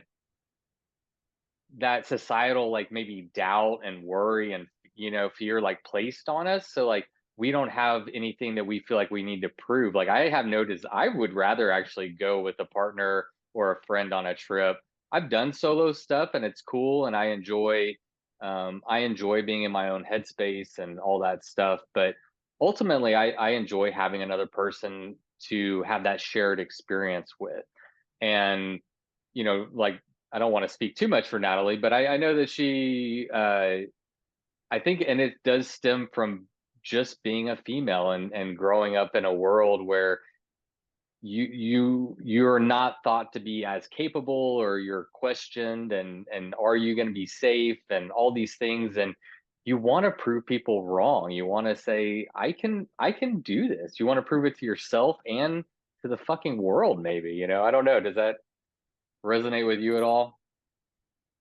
Cool. Good on Natalie. I am just like blown away by her perspective on wanting to still take time for solo travel when in a relationship. It's actually how James and I approach it too. Yeah. We met when we were solo traveling, and we said solo travel is so important to us. We always want to take an opportunity to do that. And what ends up happening, as you know, is you come back together and you're even stronger and better than you were before. And the reason for that, I believe, is that you're two independent people who make an us. You're not dependent. It's not a half and a half that creates this whole. It's like you are two people who can stand completely on your own 2 feet that then are able to create this beautiful thing that keeps growing and evolving. So I think that is I really admire that about Natalie. Me and too. I also, yeah. I think the thing with not so much females, but let's talk about solo travel. The thing with solo travel is I did a lot of it, but it wasn't until South America where again I speak broken Spanish. I can speak it, but not at a deep conversational level. So I wasn't even really speaking the native language and not coming across English speakers like travels and tourists with the path I was on. So I had like 3 months at the end of this colossal journey to spend by myself completely on very remote sections. And it was scary. It's almost scary at first when you remove yourself from community, the people you love, and sharing an experience with someone and looking over your shoulder and saying, hey, how cool is that? And being able to have this connection of sharing it. So what do you do when you remove everyone else? You have to be your own best friend. And that was it sounds cliche and corny, but it is so true. Like when you have that mechanical, you have to like pick yourself up and be like, man, we got this. I got my own back. And at the end of it, like you're your own best friend. And to kind of tie it all in with the journey itself, like at the end, there's no finish line, there's no trophy, there's no one, there's no grand media thing, there's no big celebration. It's you. This is grand media. But like actually at the end, right? So you finish this big thing and you're like, it's not I like a wanted to go race. meet you on your trip. It just didn't work out. Yeah, that's right. That would have been so awesome in Yeah. coffee country, Colombia. Um, but it was, for my trip, it was just me. And at first I was like a little bit, kind of sad about that. I had no one to share it with. But then I thought, this is what it's all about. This is what the whole trip was about. It was, at the end of the day, it was just for me. And if no one knew about it, I'd be fine with that and I'd still do it. Like at the Yeah. end of the day, what are you doing things for? And when you go on a solo trip, no matter how long that is, you realize like you're doing this through and through for yourself and for some personal growth and Yeah. expansion. And yeah, I think it's a really special thing, solo travel. And I try to encourage more people to pursue it. I always feel like the biggest takeaway is just that knowledge of your ability to rely on yourself. You said I can carry myself on my own back, like that knowledge that you are capable of doing that and to rely on yourself and to like yourself and to be your best friend.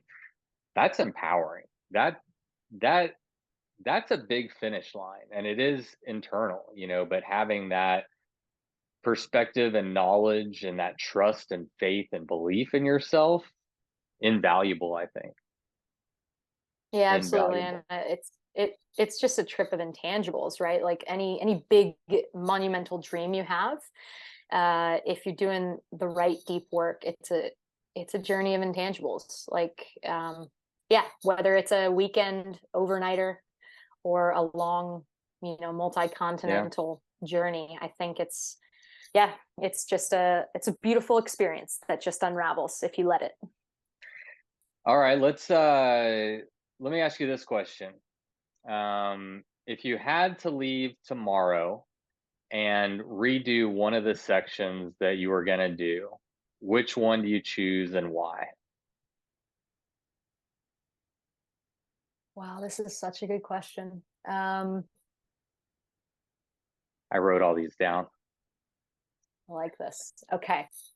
All right. There's two that come to mind. I'll touch on the first one briefly. I would have started at the northern tip of New Zealand because I only gave myself 2 weeks and I wish I could have had a little more time to do all of New Zealand Hmm. because that was my very first through hike. So I really would have loved to have a full country comparison between the through hike and the bike packing journey. Right. Yeah. And the amount of progression and evolution I've had since then, that was back in 2015. So it's really nice to know the person I was then versus the person I am now, and using this country as a way of kind of checking back in. You know how a lot of people Yeah. go back to the same trail Hmm. multiple times? Yeah, like I would have liked to do that as an indicator for where I'm at in life. Yeah. People can actually go watch who you were in 2015 on Amazon Prime. What was the name of Yes. that show? Your Comfort Comfort Theory. Comfort Theory New Zealand. Yes. Yeah. So what was the So other place that you wanted to mention? it's not a specific route, but I would have gone into some of the gnarlier dirt road sections of Africa.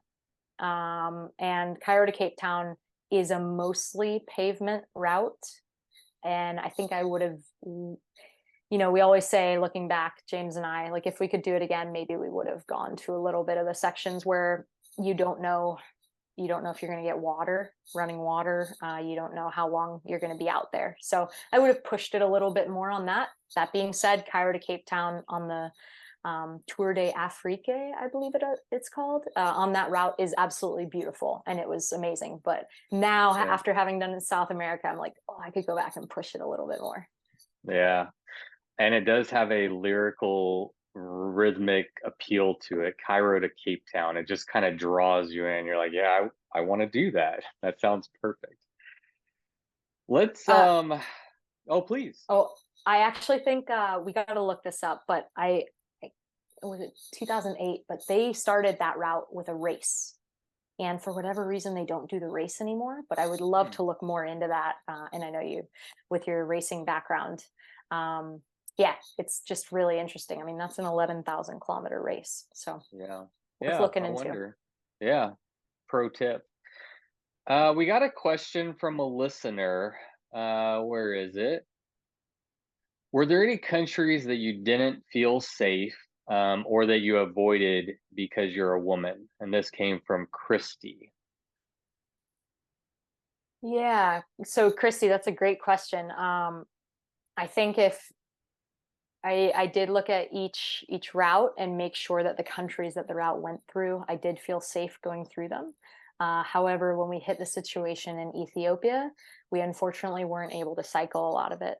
So I guess that would pertain to this question. You know, there was the Tigray War in the north, and then we decided, okay, we'll fly into Addis Ababa from Khartoum, Sudan, because that land border was actually closed. You could not cross it. So flew into Addis Ababa and thought, all right, we'll cycle the second half of Ethiopia, and it was blocked. All the roads were closed from rebels. So, and that's to note on that WhatsApp group. We know Yeah. because a cyclist got caught up with that, with the Oh rebels no. actually stopping him on the road. That was really, really gnarly to watch. So when he sent that to the group, we decided throw the bikes on a bus and don't cycle really Ethiopia. So great question. And I would say that was definitely the first one, and the biggest one that comes to mind. Okay. Let's talk about fear then just a little bit. Fear is something that we all have. It's universal, and we all have our own fears. And so you certainly can't speak to, the litany of fears that might surround international solo travel. But can you speak to some of, if any of your own personal fears, what your relationship is with fear, and how you're able to manage how do you manage fear when it's just you and there's nobody else that you can call or shout out to, you know? Yeah, it's a constant ebb and flow with fear. I go the approach of I'm not going to be fearless. I'm just going to know that fear exists and then do my best to mitigate it. I think the biggest thing that comes to mind, which a lot of solo cyclists or adventurers, it's at night, because like the dark freaks us out. In terms of where am I going to set up my tent, and I mitigate that by, let's say I'm on a road, I make sure no one sees where I'm going. And then I pull off, I find a wild camp spot. And then if I'm found out, it doesn't matter what time, I'm changing my spot. And that unfortunately happened, it was a long multi-year journey. So that happened a few times. And you're like, you have everything set up, but you have to pack up your bike and go find another spot. Thankfully, Was that just that a never rule that happened. was that just a rule that you set for yourself? If, I mean, like they didn't have to be creepy or anything. If just someone stumbled upon you, you're like, nope, they know where I am. I'm out of here. Yeah, it was a rule, a self-set rule, Sounds like a because good one. it's like, yeah, and it's a promise you set to yourself. You're like, yeah, they might not be creepy and they might come over and be super friendly and everything, but you never want to think about what could happen. Mm, Or they go and tell a few people, and then you don't know those people. So, not to be too like fear mongering with that, but I do think, and this was maybe 3, 4 occasions out of a number of years. mm. But that's a self-made rule of change your spot if you're found out, and it's inconvenient, but at the end of the day, it's as safe as it gets. And I was a big proponent on not being seen when kind of diving off to a wild camp spot. That one, I would kind of assess the situation a little bit more. If let's say it's an iOverlander camping spot, and there's another spot just down the road, and you see another cyclist or something, you're not gonna necessarily be like, once they see you kind of diving off into that area, change your spot. So yeah, those are my kind of 2 rules. I do a lot of like reading and research, and like I'm a big fan of Alistair Humphreys and his 4-year cycle around the world, like completely. I think he did every continent journey. And a few others. I can't think of their exact names right now, but you get a lot of tips and tricks from cycling books. Mm. And I would just look up a lot of blogs of kind of solo female suggestions or camping suggestions. So yeah, it's a relationship with fear that you just make healthier as time goes on. Ooh, yeah, you make it healthier as time goes on. Yeah. At some level, there has to be like that experiential, what is that therapy where you expose yourself to exposure therapy? Is that what it's called? Where, I mean, you can read everything in a book but at some point you really have to put yourself in situations that are unfamiliar to you and start to work your way through your own fears and yeah, come to a better relationship with it, as you said, a healthier relationship, because we all have them, and they're for a good reason. We should be mindful travelers, like know where you're going and know what resources are available, and I think try to mitigate risk to the degree that you can.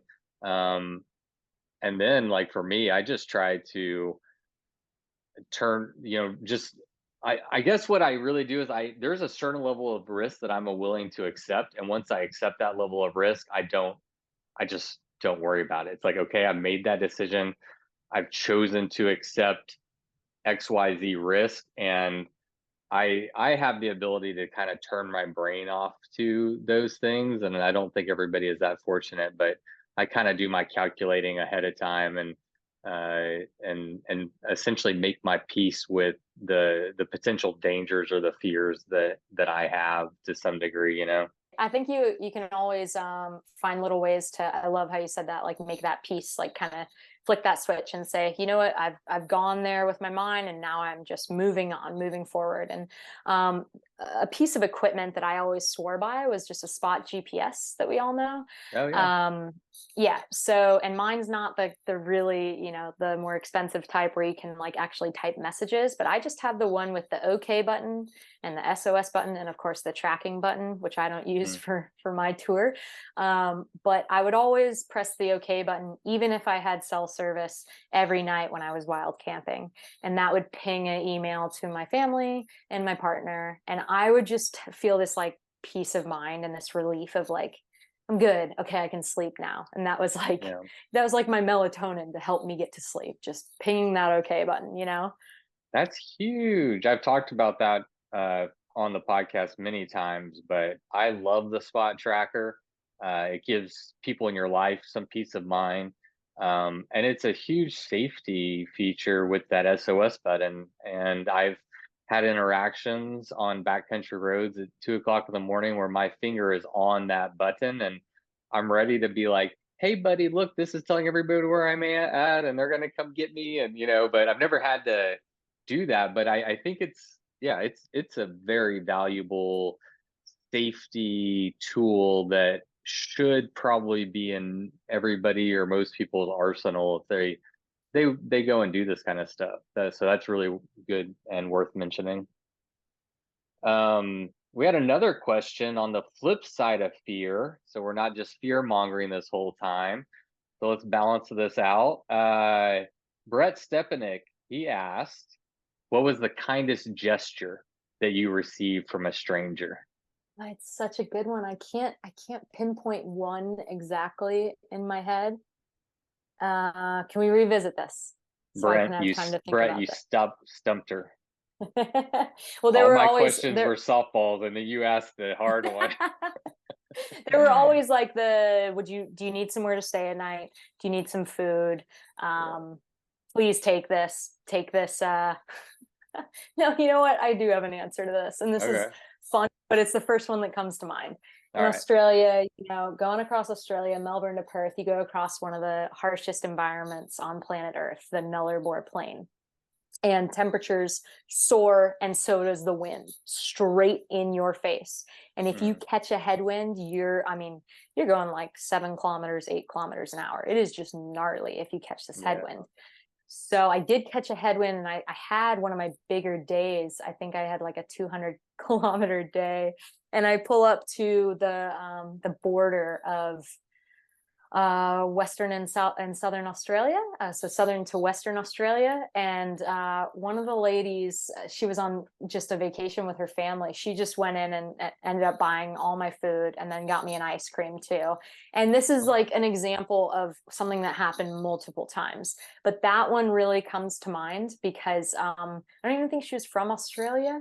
I think she was from another country, and she just was in awe, and I was dirty and exhausted, and she didn't even know what I was doing, but she just offered and made my day and allowed me to complete the mileage. So that's the first one that comes to mind. Can we speak about that a little bit more? I'd be interested to know if you could give an overall impression of what is it like to interact with so many different cultures and people. I mean, from an overall experiential standpoint, overly positive, scary, like what's the overriding or overarching kind of theme as you reflect back on your whole trip? The overarching theme is, and I'm not just being cliche or too much of an optimist when I say this, is that people are good. People are overwhelmingly good, and they especially want to help travelers. For instance, in a lot of the Muslim countries, they give everything, all the food on their own plate to travelers. And this happened multiple times, and we had to keep saying, no, no, please, please, no, you need this more than us. People are so good. And yes, there's always the odd occurrence of, in Colombia, I had a guy like trailing me maybe 10 feet behind me in his car for a few miles. And did I have this bad feeling in my stomach? Yes. And you're like, well, here we go. What am I going to do? I have my spot. And then you stop to have a fake snack, and he's still there. He stops with you, and then you keep going. And yeah, I was like, ¿Qué pasa? Like, what's up? Like, say it in like a really mean way. And he's just like, nothing, like, all good. And I'm like, well, this guy is either a complete creep, and I don't even want to go down that idea, or he's just loves cyclists and wants to help me not get hit on the side of this road. So yeah, there's examples like that, but I would say I can probably count all the times I've had that sort of feeling in my stomach on one hand for the entire journey. So for the most part, people are so good. I mean, you stop in the middle of the day in Egypt, and there's an ice cream stand in the middle of boiling hot Egypt, and the family's like, please stay with us. We want you to stay. We don't want you to keep cycling. We want to feed you. We feel this is our responsibility to have you stay with us. And you get occurrences like that all the time, and it's you almost think like, wow, what did I do to deserve this? Like, this is people who have nothing give you everything. And yeah, more often than not, great experiences. Yeah. Are these reflections things that you were aware of prior to this trip, or are these reflections and takeaways that you learned and internalized, over the last few years? Yeah, definitely learned and internalized over these last few years, for sure. One of which is, this is a tricky one, so I'll try and articulate it correctly. But what I just accomplished is selective suffering, for lack of better description. And a lot of our world does not have selective before the word suffering. So you have to remember when you're out on a bike trip like this, for me, that it's a privilege. It is a complete privilege to be able to travel the world how I want, physically be able to. My passport allows me into these countries. I can't tell you how many travelers I've met who their passport doesn't even get them into half the countries that I've been able to travel. So the access, it's a complete privilege. And I think at the end of it,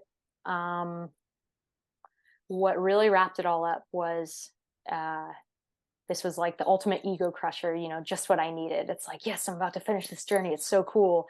And then you see the refugees from Venezuela all through Colombia, all over the roads with young families. And I'm talking like a kid in one hand and a toddler, and they have nowhere to go. They're just trying to walk towards a better life. Yeah. and hitch towards a better life. And I'm like, you know what? That's what it's all about, is seeing this immense juxtaposition of, I'm choosing to travel and I appreciate this travel, but I also recognize that there are people in this world who are doing human powered travel who didn't choose it and who don't have the opportunity of calling it selective suffering. So I think that hit me really hard, and kind of the puzzle pieces started to make their way and into this masterpiece of perspective after that. Yeah. Are there any other, continuing that thread, like, has that perspective changed you? I mean, it's only been a few weeks, but have you perceived any like noticeable change in yourself after seeing so much of the world in a very intimate way? Like, how has that impacted you, or how do you think it will impact you just through the rest of your life, probably? Hmm. Yeah, it's a gradual, it's a gradual process. It is so pay attention, be astonished, tell about it, right? Like pay attention to what's going on around you, be astonished, have that element of awe and wonder, and then tell about it. And I'm Yeah. at that third phase, and I feel like I have a responsibility to tell about what I experienced in this perspective, because I gained so much inspiration from other authors that we've just been talking about, other adventurers, other explorers. So now I feel like I have this sense of responsibility to share this perspective, and but it is not an overnight thing. Like, it's always under construction, So I'll wake up and be writing, and this new discovery of what happened will come to me. The whole thing of type 2 fun is that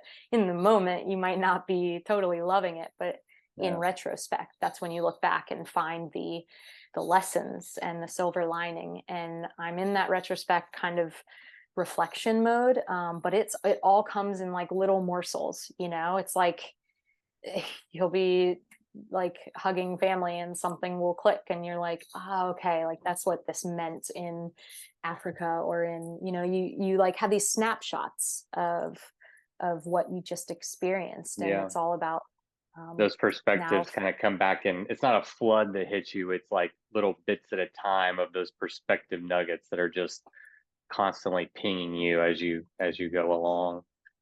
Yeah, I mean, I really appreciate you kind of sharing that perspective. I do think, the acknowledgement of this being a privilege, and us choosing to suffer, and choosing to not have a bed to sleep in, and choosing to run out of food in Africa, or wherever you mentioned that was. And um, it is a privilege, and I think one of the things that we can do, and something that's kind of near and dear to my heart as another storyteller, is by educating and informing, and helping.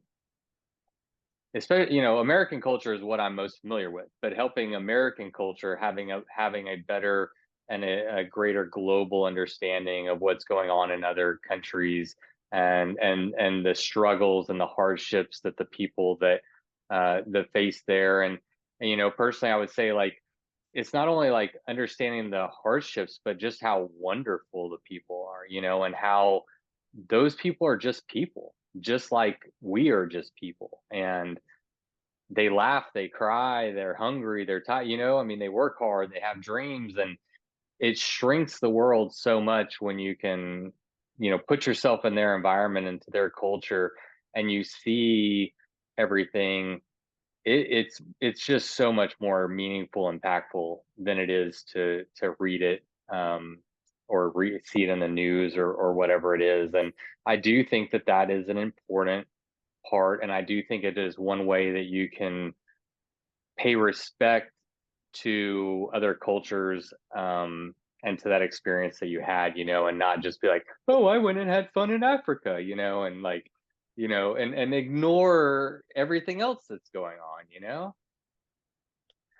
Absolutely, because it's all encompassing, right? It's like that's the whole point, is to get the entire experience from that, to put yourself in their shoes. Like you are biking through their country, you are a visitor, and it's your responsibility to, I feel like it was my responsibility to get to know those far away corners of our globe, but then also to understand them, decode them, make sense of them, and then share them with other people Yeah. so that they can feel like they want to go experience them too. Yeah. Absolutely. And actually, the next topic I wanted to talk about was your own personal storytelling. You're a self-proclaimed storyteller, not just self-proclaimed. You got the statistics or the articles and movies and all the things to back it up. And I really encourage people to follow you. Your website is what? Yatri Project, which Yatri means traveler in Sanskrit. And how do you spell that? Yatri, and then project, Yeah. Project. So yeah, I mean, ECT. yeah, you were tagging me a bunch, and that's how I found out about you. And you cycle the world, and I've got all this international, desire building inside of me for international bike travel. I'm like, okay, this is a good time. Yeah, this is hitting me at a good time.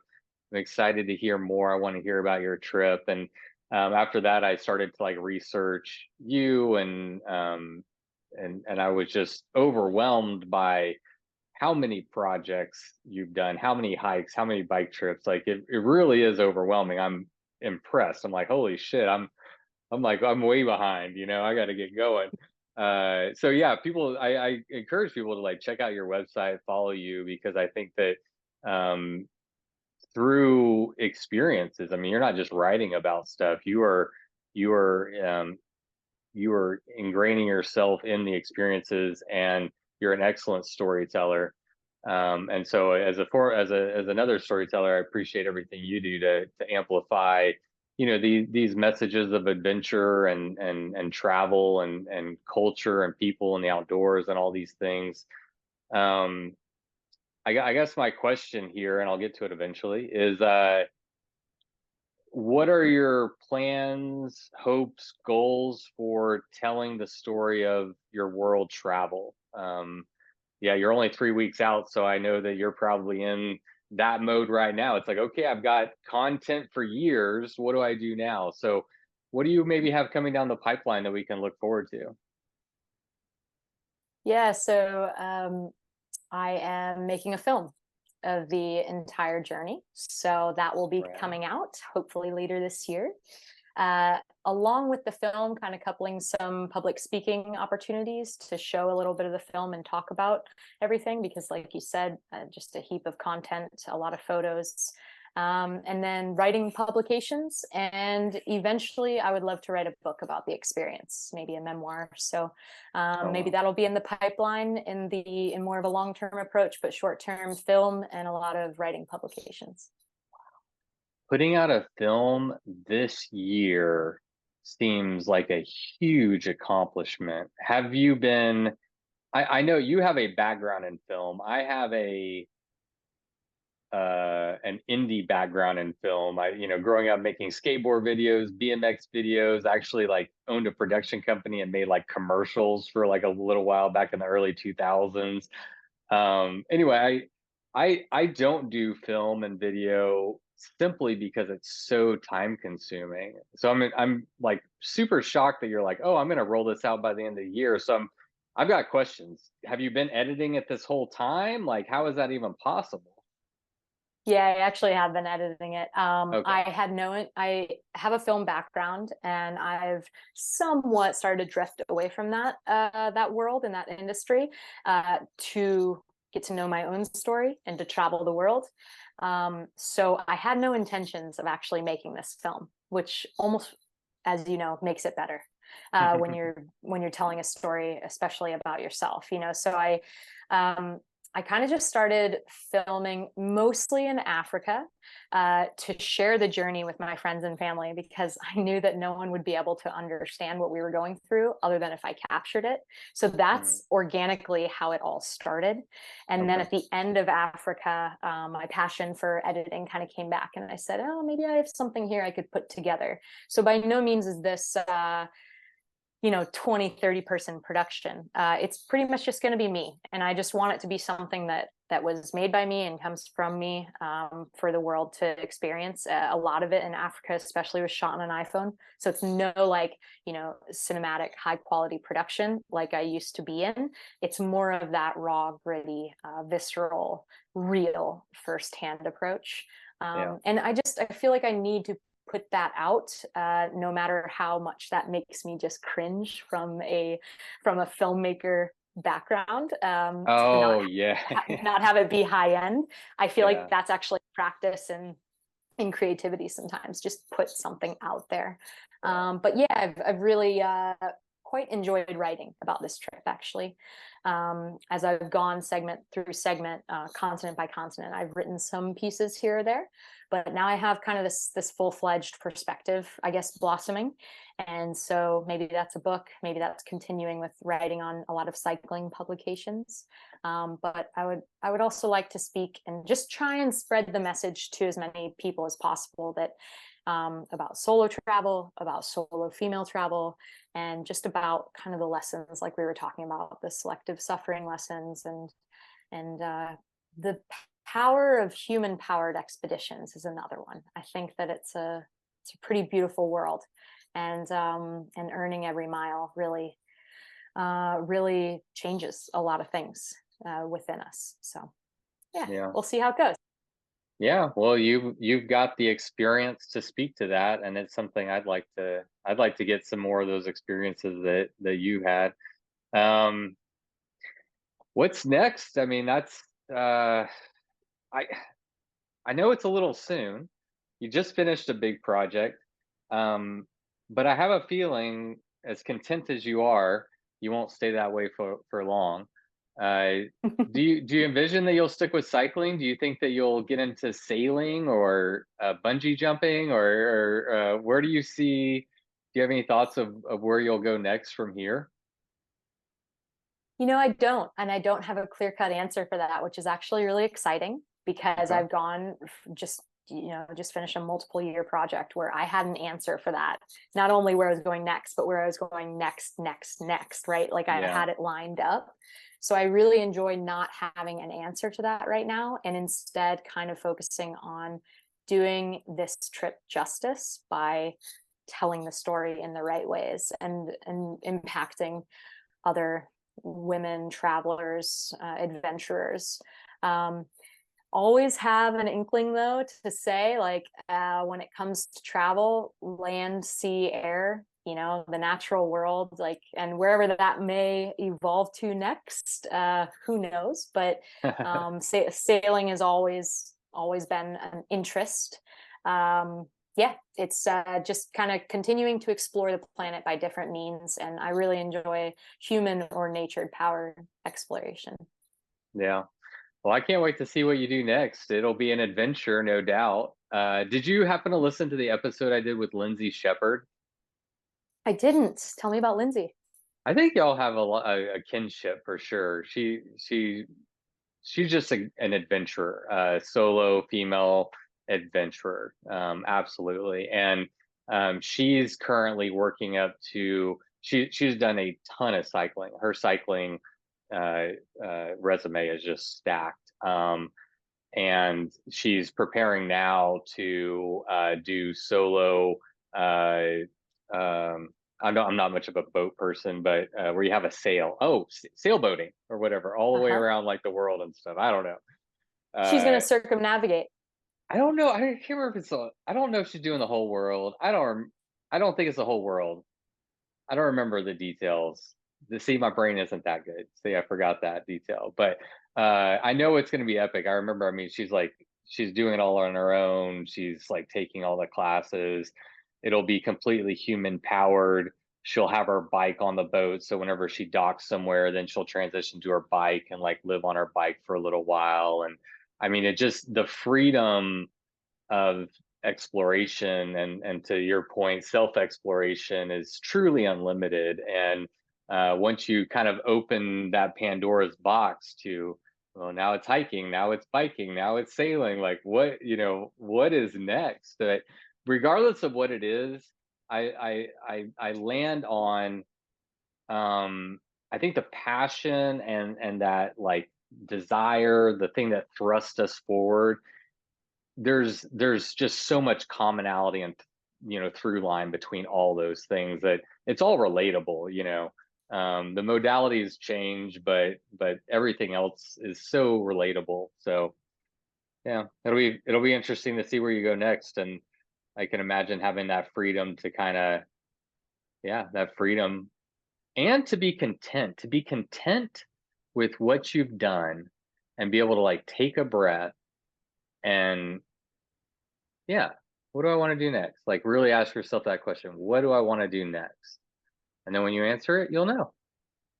Exactly. And letting it organically happen. I mean, it's like, yeah, you can reinvent yourself as many times as you want in this life, but you also have to be like, you have to be certain when you commit to something. And I think when I commit to something, I really commit to it. So I think you do. So I think I need to be careful about making plans right after plans, and just enjoying, I'm with family now.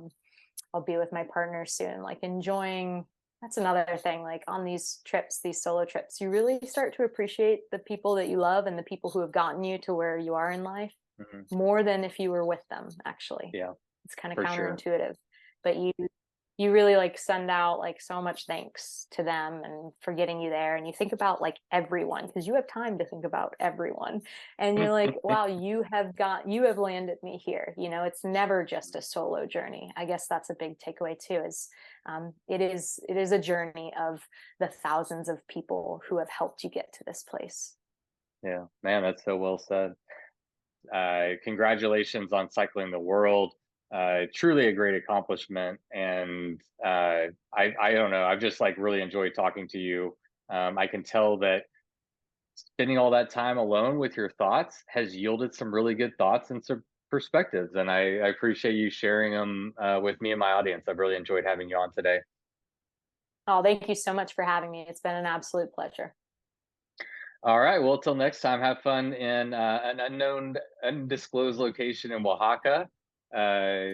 Save a spot for me. I'd love to join you there one day. Sounds great. All right. Take care. Bye-bye. All right. See ya. All right, everybody. Thank you for tuning into today's episode, and a special shout out to McKenzie Barney. I appreciate you coming on the episode and sharing some wild stories and some amazing insights, and enjoy some downtime. I think you deserve it, and I'm really interested to see what you do next. All right, well, on next week's episode, Payson McKelvin is going to be my guest. I got a chance to sit down with him yesterday, and we talked about a lot of stuff. We talked about Leadville. We talked about his FKT attempt on the Colorado Trail Race that happened in 2020. He did a crossing of Tasmania and a crossing of Iceland. The dude is a complete legend, and I was very excited to have a conversation with him. He's somebody who's been on my list for a while, and that conversation did not disappoint. So that one is coming down the pipeline next week. Thank you so much for being here, and until next week, you know what to do. Go ride your damn bike. Thanks.